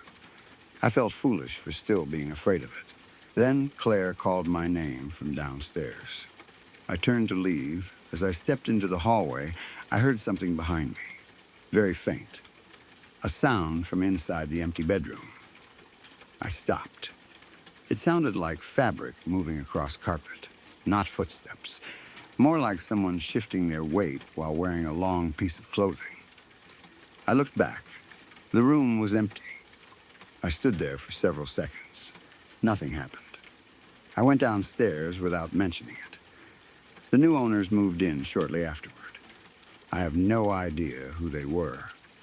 I never met them. For years, that was where the story ended. I told it occasionally when people were discussing strange experiences, but I always included the possibility that I had dreamed the girl. I still do. I think it is important to be honest about that. Human memory is unreliable.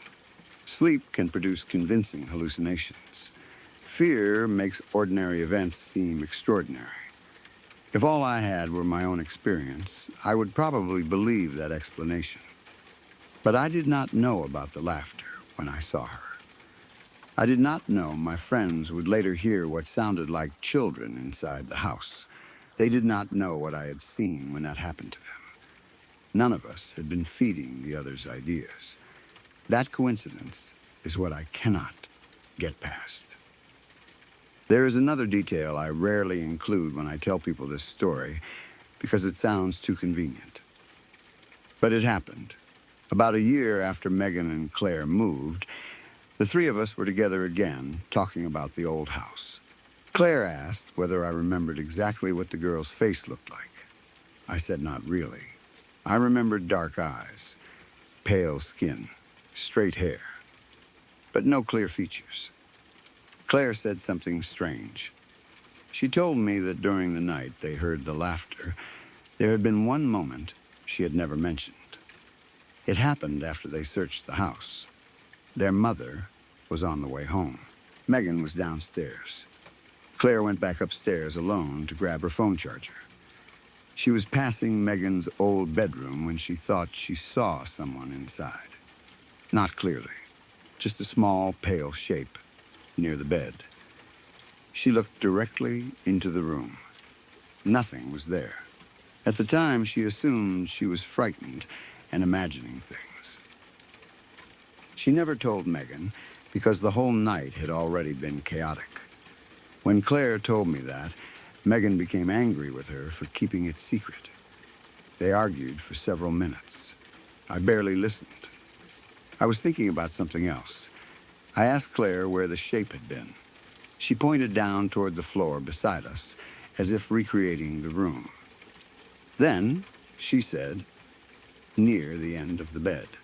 That conversation was the last time we really discussed it. Our lives changed. College, jobs, relationships, different cities. We still keep in touch, but not like when we were 19. Sometimes months pass without any of us talking. The memory faded into the background. Or I thought it had. Then, something happened 2 years ago. I was visiting my parents for Christmas. Their house has a guest bedroom upstairs where I usually sleep.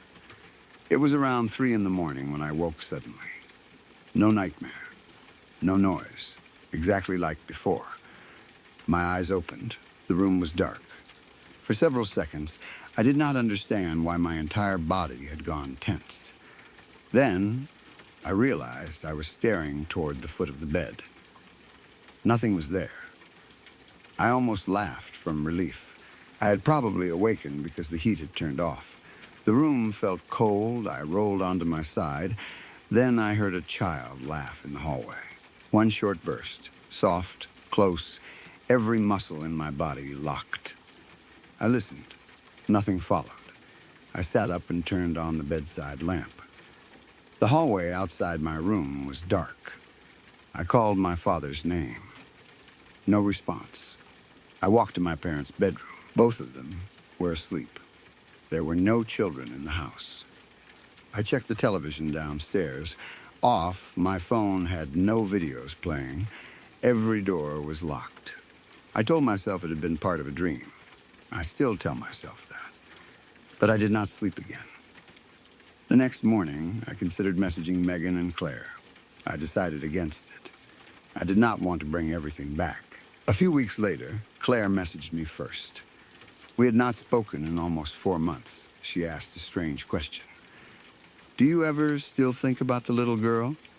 I stared at my phone for a long time before replying. I asked why. She said she had awakened the previous night because her daughter was laughing in the hallway. Claire has one child now, a 4-year-old girl. She went into the hallway and found her daughter standing outside her bedroom. Claire asked what she was doing. Her daughter said she had been talking to another girl. Claire assumed she meant an imaginary friend. She asked where the other girl was. Her daughter pointed toward the guest bedroom. Claire checked. Nobody was there. Then she asked what the girl looked like. Her daughter said she had long, dark hair. Claire stopped asking questions after that. When she told me this, I felt physically ill. I reminded her that children invent things constantly. She agreed. Neither of us mentioned the obvious connection. We did not need to. A few days later, she sent me another message. Her daughter had apparently asked why the girl was not allowed to sleep in their beds. Claire asked what she meant. The child said the girl had told her she liked standing at the end of beds because that was where people could see her when they opened their eyes. I called Claire immediately. She was crying. I told her not to ask her daughter leading questions. I told her children absorb conversations adults do not realize they are hearing. Maybe Claire had mentioned the old story sometime around her.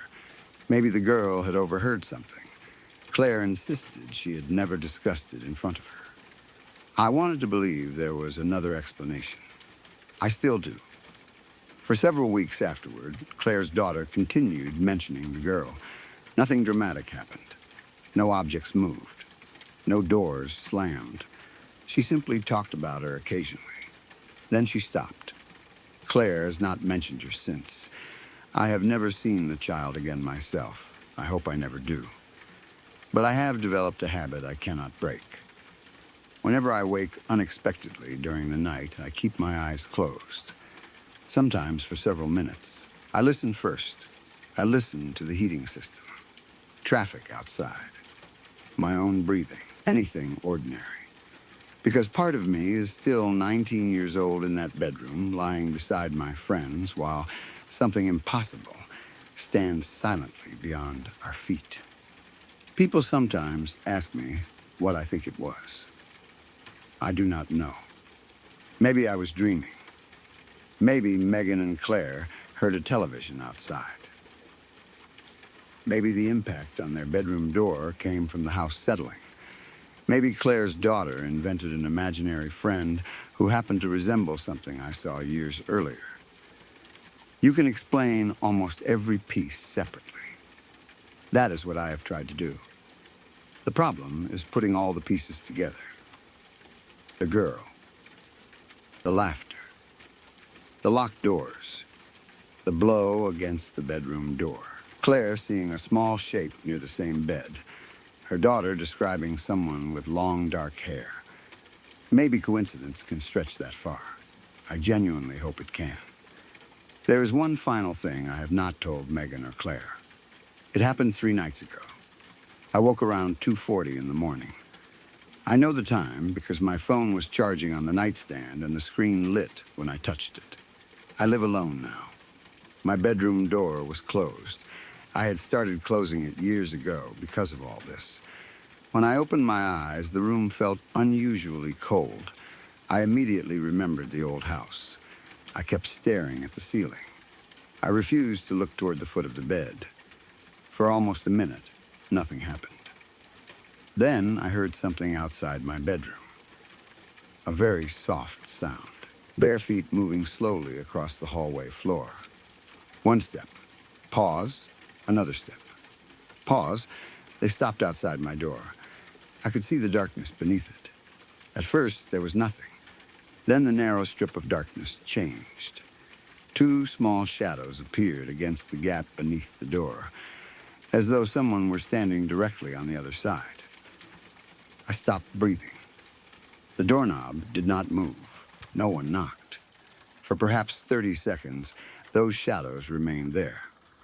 Then I heard a child giggle, quietly, almost directly against the wood. I grabbed my phone and turned on the flashlight. The shadows beneath the door disappeared. I stayed in bed until sunrise. When daylight finally filled the room, I opened the door. The hallway was empty. Every entrance to my house was locked. I checked the security camera over the front porch. No one had approached the house all night. The camera in the backyard showed nothing. There is no camera inside. I have not slept properly since. I keep telling myself that fear has followed me for so long that my brain now knows exactly what images to create. That explanation is still possible. It is the explanation I choose whenever the sun is up. At night, I am less certain, especially because yesterday morning, after another nearly sleepless night, I noticed something on the lower half of my bedroom door. At first, I thought it was dirt. I crouched down and looked closer. There were 5 faint marks in the wood, 4 small lines beside a lower one. They were shaped almost like the tips of fingers. They were on my side of the door. And tonight, just before I started writing this, I heard someone laughing from underneath my bed. I was 42 when this happened, and by then I had spent almost 20 years teaching science to middle school students. I was not somebody who frightened easily, and I was definitely not someone who jumped to supernatural explanations. My job had trained me to look for causes. If a plant was dying, there was a reason. If a rock layer looked strange, something had happened to form it. If students claimed a classroom light had turned on by itself, I checked the switch, wiring, timer, or janitor schedule before entertaining anything more dramatic. I loved science because the world usually made sense once you knew where to look. That belief was one of the reasons what happened in New Mexico bothered me so deeply. Even now, more than 20 years later, I can remember the inside of that house with an accuracy I wish I did not have. I remember the smell of dust in the entryway. I remember a faded, yellow clock above the kitchen sink. I remember the rough texture of an old plaster wall under my fingertips.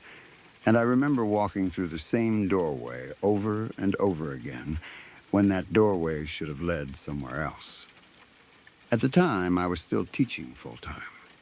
Every summer, our school district offered professional workshops for teachers. Most were boring things held in conference rooms, but occasionally something interesting came along. That year, there was a field science program in New Mexico. The course covered local geology, desert ecology, archaeology, soil composition, and several other subjects that could be adapted into classroom lessons. I signed up immediately. There were 8 of us in the group, all teachers from different schools in the district. I knew 2 of them fairly well and had met the others during previous workshops. We spent about a week traveling to different sites during the day. It was exhausting, but I loved it. New Mexico looked completely different from where I lived. The landscape seemed enormous. During the afternoon, the ground gave off heat like an oven, but once the sun disappeared, the temperature dropped surprisingly fast. The sky at night was beautiful. There were so many stars that the darkness almost looked crowded. Most nights we stayed at a plain roadside hotel outside Roswell, but halfway through the workshop, our instructor arranged for us to spend one night closer to one of the field study areas. The reason was simple. We were supposed to start before sunrise the following morning, and driving back and forth would have cost us several hours. The property belonged to someone associated with the program. At least that was what we were told. It was an old, single-story adobe house sitting by itself, several miles away from the nearest real town. Nobody thought much of it. We were teachers on a school-funded workshop, not teenagers sneaking into an abandoned building. The place had electricity, running water, beds, and a working telephone. That was good enough for us. We reached the house sometime around 8 in the evening. The sun had nearly disappeared, leaving a narrow orange band over the desert. From outside, the building looked larger than I expected. It was long and low, with thick tan walls and a flat roof. There were no houses immediately nearby. A gravel drive curved around the front and ended beside a detached storage shed. Beyond that was nothing but dark land. The silence surprised me when we climbed out of the vehicles. During the day, the desert had seemed alive with wind, insects, birds, and distant traffic. At night, standing outside that house, I could hear almost nothing. A little wind moved through some dry grass near the driveway. Someone shut a car door.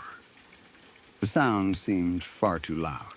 One of the other teachers, a man named Robert, joked that if anyone disappeared during the night, the rest of us should wait until morning before looking. We laughed. At the time, it was funny. Inside, the house was much more ordinary. The front door opened into a wide living room with old brown furniture, a stone fireplace, and several landscape paintings hanging on the walls. A short hallway led from the living room toward the bedrooms. The kitchen was through a large, open doorway on the right. There was another smaller hallway near the kitchen that led to a bathroom, utility room, and what looked like an enclosed back porch. The layout seemed simple. I remember noticing that because I have always been good with directions. Years of taking students on field trips had made me almost obsessive about knowing where exits were. Front door, back door through the kitchen, bedrooms down the main hallway, bathroom near the rear. Nothing complicated. The house smelled faintly of old wood, dust, and something earthy that I assumed came from the adobe walls. It was not unpleasant, just old. The kitchen was dated, green countertops, dark wooden cabinets, a square table with 6 chairs. Above the sink was an ugly yellow wall clock with black hands. I noticed it because it was 7 minutes slow compared with my wristwatch. I checked. It said 8:14, My watch said 8:21. Again, a meaningless detail at the time. We divided the rooms. There were 4 bedrooms, so most of us shared. I ended up in a bedroom with another teacher named Janet, whom I had known for several years. We put our bags down, changed clothes, and met everyone in the kitchen. Someone had brought sandwiches and snacks. We ate, compared notes from the day's fieldwork, and discussed the schedule for morning. Everyone was tired. It had been a long day of walking under the sun, crouching over rock samples, taking notes, and listening to lectures. By 10:30, people were already disappearing into bedrooms. Before going to bed, I stepped outside briefly. The temperature had dropped. The air smelled dry and clean. I remember looking across the driveway and thinking how dark the desert looked beyond the reach of the porch light. There was no glow from another town, no neighboring windows, nothing, just blackness. I went back inside and locked the front door. I distinctly remember turning the deadbolt. Janet was already in bed when I entered our room. We talked for a few minutes. She complained that her legs hurt. I said mine did too. Then we switched off the lamp. I slept badly. Not because anything strange happened at first. The mattress was simply uncomfortable. The room was warmer than I liked, and the old air conditioning system turned on and off constantly. Every time it stopped, the house became incredibly quiet. Around midnight, I woke because my mouth was dry. I checked my watch. 12:07. Janet was asleep. I decided to get some water. The hallway outside our room was dark except for a small nightlight plugged into an outlet near the bathroom. I walked toward the kitchen. The tile floor felt cool through my socks. When I entered the kitchen, I noticed the yellow wall clock again. It read exactly midnight. I remember almost laughing. 7 minutes slow, exactly as before. I filled a glass from the sink. The water had a metallic taste. I drank half of it and stood there for a moment listening to the refrigerator. Then I heard somebody enter the hallway behind me. I turned. Robert appeared in the doorway. He looked half asleep. He said, "Can't sleep either?" I told him I was just getting water. He opened the refrigerator and stared inside without taking anything. Then another teacher, Ellen, came in. Within a few minutes, 4 of us were standing in the kitchen. Apparently everyone was having trouble sleeping. That was not especially strange. We were tired, but physically uncomfortable, and we had spent the week keeping unusual hours. Robert suggested making coffee. We told him that was a terrible idea. Someone found tea instead. We ended up sitting around the kitchen table, talking quietly. I do not remember the exact conversation. Probably school complaints. Students, administrators, things teachers talk about when nobody else is around. At some point, Janet joined us. Then one more person. Eventually, 6 of the 8 teachers were awake. It felt like being at a very boring slumber party. Around 12:30, I checked my watch. We had an early morning. I said we should go back to bed. Everyone agreed. This was when the first strange thing happened. The kitchen had 2 exits.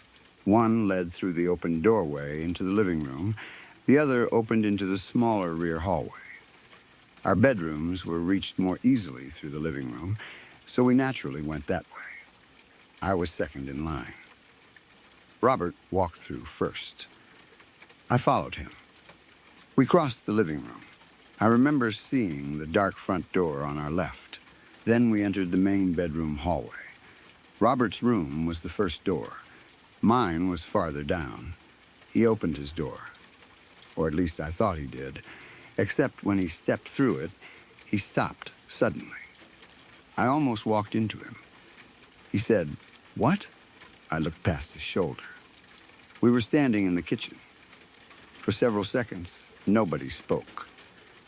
I thought I had become turned around somehow. The yellow clock was directly ahead of us. 12:24. The same table, the same cups, the same 6 chairs. Janet, who had been behind me, bumped into my back. She asked why we had stopped. Robert laughed. He said something like, "Wrong door." We all laughed, too. It was the obvious explanation. We were exhausted. Maybe we had gone through the living room and somehow circled through the second kitchen entrance. The house was unfamiliar. It did not seem worth thinking about. I checked the layout again. From the kitchen, we walked into the living room. The front door was on our left. The fireplace was across the room. The bedroom hallway was straight ahead. There was no question. I pointed. That hallway. Robert gave me a sarcastic little salute. We walked into it. First bedroom on the right. Second on the left. Bathroom at the end. My room was the third door. Everything looked normal. I reached my bedroom door and opened it. The kitchen was on the other side. Nobody laughed this time. I stood holding the knob. The doorframe felt solid beneath my hand. Beyond it was the kitchen, not my bedroom. The yellow clock, the green counters, the table with our cups still sitting on it. I closed the door. I opened it again. "Kitchen," Janet said. "No, just that." I remember the way she said it. Quiet, certain. Robert pushed past us. He opened the door directly across the hallway. Kitchen, another teacher tried the bathroom. Kitchen, for maybe 15 seconds, all of us simply stood there. My mind refused to accept what my eyes were showing me. I remember looking down the hallway. It was not changing. The wallpaper was the same. The nightlight still glowed near the floor. Our shadows fell normally. Nothing appeared dreamlike. I walked back toward the living room. Everyone followed. The living room was there. Normal. I turned around. The hallway was behind us. We entered again. This time I counted doors. 1, 2, 3. I opened the third. Kitchen. The wall clock now read 12:26. I checked my watch. 12:33. 7 minutes difference. Exactly, that small consistency frightened me more than if the clock had stopped. It suggested the room was real. Somebody said we must have mixed up the hallways. I immediately knew that was impossible. But we tested it anyway. We returned to the kitchen. This time we used the rear hallway. There were only 3 doors. The bathroom, utility room, back porch. Robert opened the bathroom door. Kitchen, Ellen opened the utility room. Kitchen, the back porch door opened into the kitchen too. Not from another side, the same side, every time. We would step through and find ourselves standing at the main kitchen entrance, facing the sink and yellow clock. At first, we kept trying to explain it. Stress, fatigue, maybe there were 2 similar kitchens. That idea lasted about 10 seconds. There was only one. Our cups were there. One had a crack near the handle. Janet had left a napkin beside hers with a blue pen mark on it. Every time we entered, those exact objects were still on the table. I picked up my cup. I carried it with me. We walked through the living room and into the bedroom hallway again. I opened my bedroom door. Kitchen. The cup was still in my hand. That eliminated one stupid idea I had been considering. We were not somehow losing time and repeating an earlier moment. At least not in any simple way. We were physically carrying objects from one attempt into the next. One of the teachers started getting angry. His name was David. He insisted someone was playing a trick. He walked to the front door. "I've had enough." He unlocked the deadbolt. I watched him do it. He pulled the door open. The kitchen was on the other side. That was the moment fear really entered the room. Until then, the problem had been inside the house. Doors leading to the wrong room. Impossible, yes, but somehow still contained. The front door should have led outside.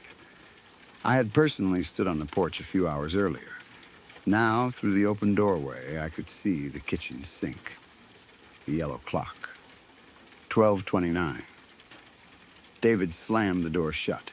Nobody said anything. He opened it again. Kitchen, he shut it harder. Then he unlocked it, locked it again, unlocked it, and pulled. Kitchen, the air in the living room felt different. Not colder exactly.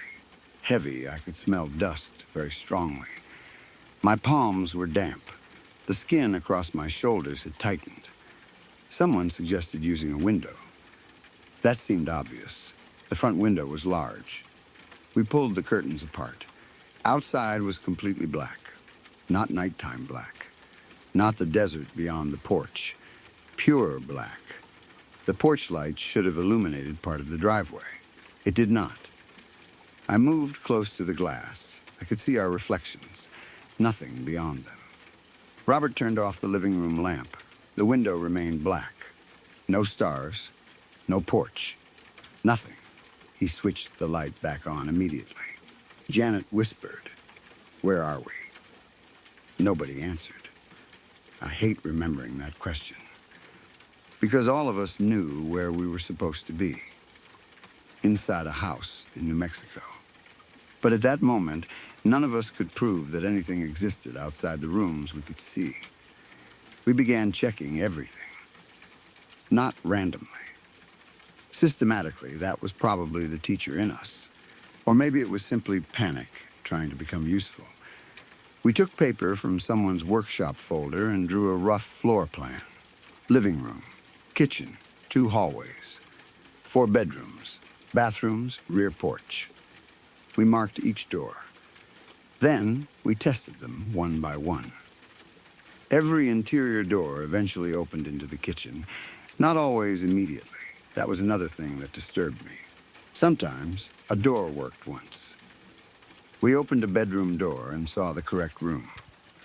A bed, suitcases, clothes. Then we closed it, opened it again. Kitchen, sometimes we could enter a room, but when we tried to leave it, the doorway returned us to the kitchen instead of the hallway. We stopped separating. Nobody wanted to be alone. The 2 teachers who had remained asleep eventually woke because of the noise. One of them came out of his bedroom, confused. We nearly shouted when we saw him. For some reason, seeing another person enter normally from a bedroom gave me hope. He thought we were joking when we explained. Then he tried to return to his room. He opened the door. Kitchen. I watched the color disappear from his face. The last person was sleeping in a room at the far end. We decided to wake her. All 8 of us went together. The door opened normally. She was asleep. We shook her awake. She became annoyed. We told her something was wrong with the house. She asked what. Nobody knew how to explain. Robert simply told her to get dressed and bring her shoes. She must have seen our faces because she stopped arguing. A few minutes later, all 8 of us were standing in the living room. David had found a heavy iron fireplace tool. He carried it around even though there was nothing obvious to fight. I do not blame him. I would have taken a weapon too if I thought it would help. We tried the front door again. Kitchen. I checked my watch. 12:51. The kitchen clock, visible through the impossible doorway, showed 12:44. 7 minutes slow. Always 7. That normal detail became unbearable. Someone suggested breaking a window. We hesitated because the house belonged to someone connected with the workshop. I remember thinking later how ridiculous that hesitation was. We were apparently trapped in a building that had stopped obeying physical space, and part of my brain was still worried about property damage. Finally, David swung the fireplace tool at the front window. The metal struck glass. There was a loud crack. But the window did not break. He hit it again. Nothing. Not even a mark. He hit harder. The impact traveled through the room. The glass remained perfect. Then something happened that made all of us step backward. A sound answered from somewhere inside the house. 3 knocks. Slow, deep, not on the front door. Farther back. Somewhere beyond the hallways. Knock, knock, knock, nobody moved. I could hear someone breathing very fast beside me. We waited. No second sound came. David lowered the fireplace tool. He said, "Who's doing that?" Nobody replied. A stupid question. We were all together. We decided to return to the kitchen because it was the one place every door seemed to connect to. That sounds backward now. Why move toward the center of the problem? But we wanted light, water, and a table where we could think. We entered normally from the living room.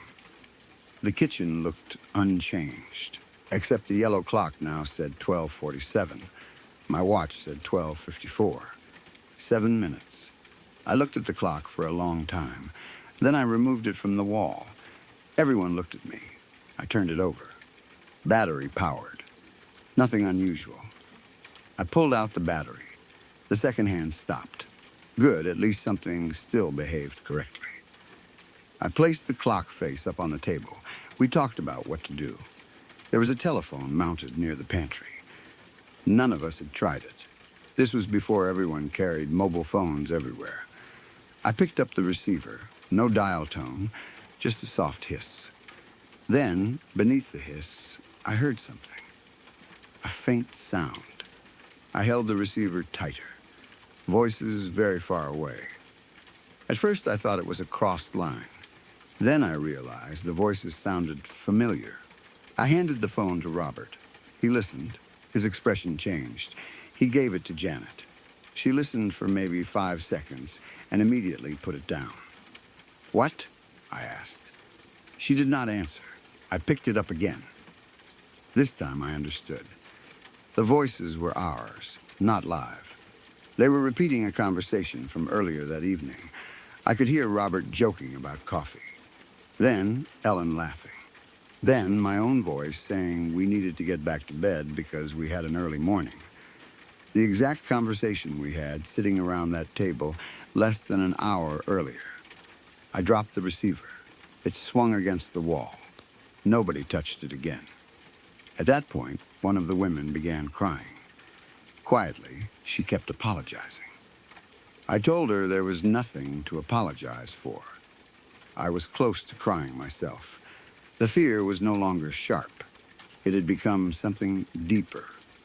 A constant pressure in my chest. I felt trapped in a place that looked ordinary, but had lost the most basic rules. A door should connect 2 spaces. A window should show what is outside. Time should move forward. Those assumptions were so basic that I had never consciously thought about them before. Without them, a house became something terrifying, not because anything was chasing us, because we could no longer trust where anything led. We tried another experiment. I took a marker from my bag and drew a large X on the kitchen wall beside the sink. If there were multiple identical kitchens, only one should have the mark. We left through the living room doorway, walked into the main hallway, opened a bedroom door. Kitchen, the X was on the wall. We returned to the living room, entered the rear hallway, opened the bathroom. Kitchen, X, front door. Kitchen, X, every route returned to the same room, not a copy. The same one. Our cups, our bags, the stopped yellow clock on the table, my X on the wall. By 1:30, we had tried every door in the house multiple times. Nobody was joking anymore. Nobody was even talking much. We stayed close together. Every few minutes, somebody checked their watch. Time moved normally on our watches. The stopped kitchen clock remained on the table. Then, Ellen noticed something. The yellow clock was back on the wall. I felt my stomach turn. We all looked. There it was, above the sink, running 1:27. I looked at my watch. 1:34, 7 minutes slow. Nobody had touched it. The battery was still sitting on the table where I had placed it. I walked closer. The clock ticked, 1 second at a time. I did not take it down again. We moved away from the kitchen. For some reason, staying near that clock became unbearable. We gathered in the living room. The front window was still black. Robert suggested waiting for sunrise. That seemed like the only option. Whatever was happening might stop when morning came. So we sat. Nobody slept. The minutes passed slowly. At around 2, the house began making sounds. At first, normal settling noises. A click from the ceiling. A soft creak. Then footsteps. They started somewhere in the rear hallway. Slow, measured, one footstep. Pause, another. Pause, the sound approached the kitchen. Stopped. We all looked toward the doorway. Nothing appeared. Then the footsteps resumed. But now they came from the main bedroom hallway on the opposite side of the house. They moved toward us. One, pause. Another, nobody breathed. David raised the fireplace tool. The steps stopped just beyond the living room entrance. We stared at the empty hallway. Nothing came through. After maybe 30 seconds, the sound started again.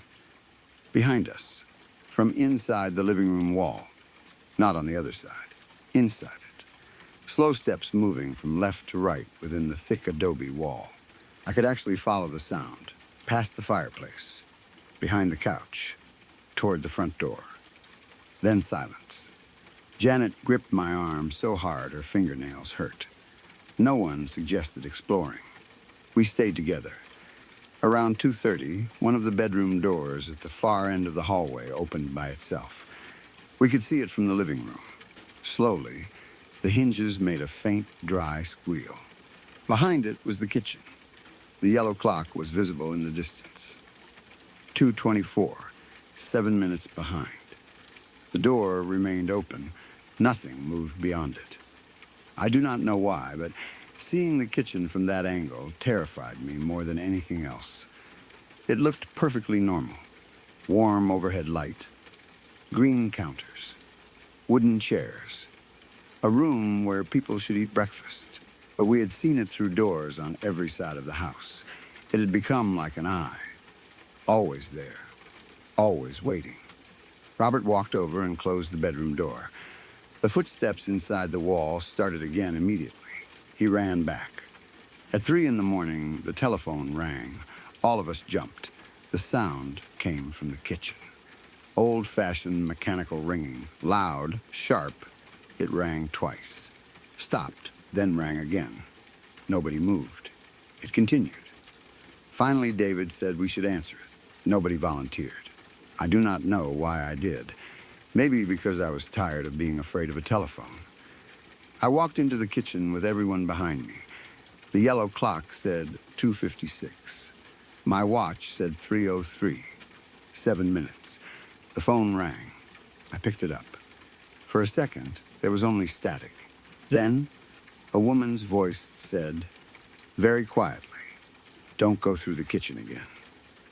I froze. The line went dead. I asked if anyone else had heard. Of course they had not. Only me. I repeated the words. Nobody spoke. We backed out of the room. We did not use any doors for almost an hour. We stayed in the living room. The house became silent again. At some point, I realized I could hear wind, very faintly. Outside, that gave me hope. I went to the front window. At first, still black. Then I saw something. A tiny point of light. A star. Then another. The desert was returning. I called everyone over. Within minutes, the window looked normal again. Porch, driveway, dark land, stars, we almost cheered. David immediately tried the front door. He unlocked it, opened it. Kitchen, our relief vanished. Outside existed through the window, but we still could not reach it. One of us tried breaking the glass again. This time, the window cracked. A thin white line spread across it. Everyone shouted. David hit again. The crack widened. On the third strike, the glass shattered outward. Cold night air rushed into the living room. I have never smelled anything so wonderful. Dust, dry grass, open air. Reality David climbed through first. We followed. I cut my sleeve on the glass. I barely noticed. Within a minute, all 8 of us were standing outside in the desert. The house looked normal. Every exterior window was dark except the living room. The front door was closed. Nobody said anything. We walked quickly toward the vehicles. I looked back once. Through the broken front window, I could see the living room. Beyond it, through the kitchen doorway, the yellow clock was visible. 3:41. I checked my watch. 3:48. 7 minutes. We drove away. Nobody wanted to remain there until morning. We returned to the hotel near Roswell. The drive took less than 30 minutes. There were no wrong turns, no strange roads. Nothing followed us. At the hotel, we sat in the lobby until sunrise. Nobody slept. We talked about what had happened, or tried to. 8 people had witnessed the same impossible layout. That is the part I can never dismiss. If I had been alone, I could blame exhaustion, a dream, stress, some temporary neurological episode. But 8 adults experienced it. We compared details separately. They matched. The doors, the kitchen, the front window, the phone, the footsteps, the clock. Only I had heard the woman's voice on the telephone, so I accept that part could have been something my frightened mind created. Everything else was shared. The workshop instructor met us that morning. We told him there had been a serious problem at the house. We did not explain everything immediately. We said doors had behaved strangely and that we had broken the front window while trying to leave. He looked confused, then concerned. He drove back to the house with 2 of the teachers. I refused to go. So did Janet. They returned about an hour later. The house was normal. Every door led where it was supposed to. Bedrooms, bathroom, back porch. Outside, the front window was shattered. That proved at least that we had not dreamed the entire night. There was one other thing. The kitchen wall. I had drawn a large X beside the sink. It was gone. No paint, no cleaning marks, nothing. The teacher who checked said the wall looked untouched. I still had the marker in my bag. Our instructor asked whether we might have become confused because we were exhausted. Nobody answered him. What could we say? There was no explanation he would believe. We finished the workshop. Most of us never discussed the house again. For years afterward, I kept in touch with a few members of that group. Every once in a while, usually after enough time had passed that someone felt brave, the subject came up. Nobody remembered it differently. Nobody decided it had been funny. Nobody discovered a reasonable explanation. Robert once told me he had spent years sketching the floor plan from memory, trying to figure out whether there could have been some architectural trick. There was not. I already knew that. The geometry was impossible. You cannot open 4 doors on different sides of a house and step into the same kitchen from the same direction. You cannot open the front door and find an interior room behind it. You cannot walk in a straight line through a hallway and arrive where you started without turning. Not in a normal house. I retired from teaching years ago. I still love science. I still believe in evidence.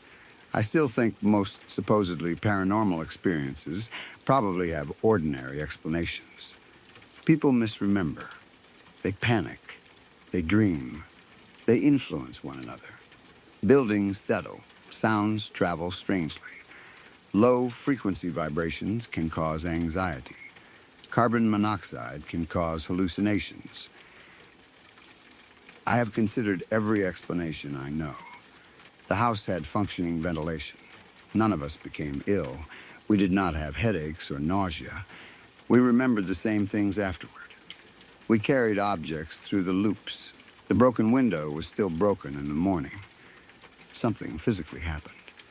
I simply do not know what. The strange part is that I never returned to New Mexico after that trip. For years, I told myself I would. There were archaeological sites I wanted to revisit and geological formations I wanted to see again. But whenever I started planning a trip, I found a reason not to go. I do not think I was afraid of New Mexico. I was afraid of accidentally finding that house. I never knew its exact address. We had followed the instructor's vehicle there.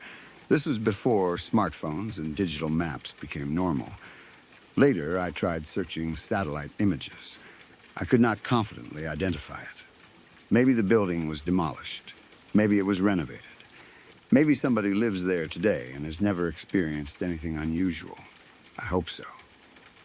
Then, about 4 years ago, I received an email from Janet. We had not spoken in almost a decade. The subject line was simply, "Do you remember the clock?" I stared at those words for several minutes before opening the message. She said she had been cleaning out some old workshop materials and found a photograph from that summer. It showed all 8 of us sitting at the kitchen table on the evening we arrived. Someone must have taken it before dinner. I did not remember the photograph being taken. Janet attached a scan. I opened it. There we were. Younger, sunburned, smiling, coffee cups on the table. Green counters behind us. The yellow clock above the sink. I enlarged the image. The time on the clock was 8:14. I remember arriving at the house at 8:21. 7 minutes slow. That was not what bothered Janet. She told me to look at the doorway behind Robert. I enlarged the photograph further. The main kitchen entrance was visible behind him. Through it, instead of the living room, there appeared to be another kitchen. Same counters, same sink, same yellow clock. At first I thought it was some kind of reflection. There was no mirror there. I looked closer. The second clock showed 8:07, 7 minutes behind the first. I closed the image. I did not respond to Janet for 2 days. When I finally did, I told her I saw it. She asked what I thought it meant. I told her I had no idea. That was our last conversation about the house. I deleted the photograph from my computer. Then, I emptied the trash. I wish that had been the end. Last winter, I woke at around 1 in the morning because I needed water. I live alone now. My husband passed several years ago. My current house is small and very simple. Bedroom, hallway, living room. Kitchen, nothing unusual. I got out of bed and walked toward the kitchen. The hall light was off, but I knew the route. Halfway there, I noticed a warm light ahead. I assumed I had forgotten to switch off the kitchen light. Then I smelled dust, dry, earthy dust, a smell I had not encountered in years. I stopped walking. My hands immediately began sweating. I could hear a refrigerator humming. Not mine. Mine has a much quieter motor. This was an older sound, a rough mechanical vibration. I knew that sound. I stood in the hallway for several seconds. Then I reached around the corner and turned on the light. My kitchen was there.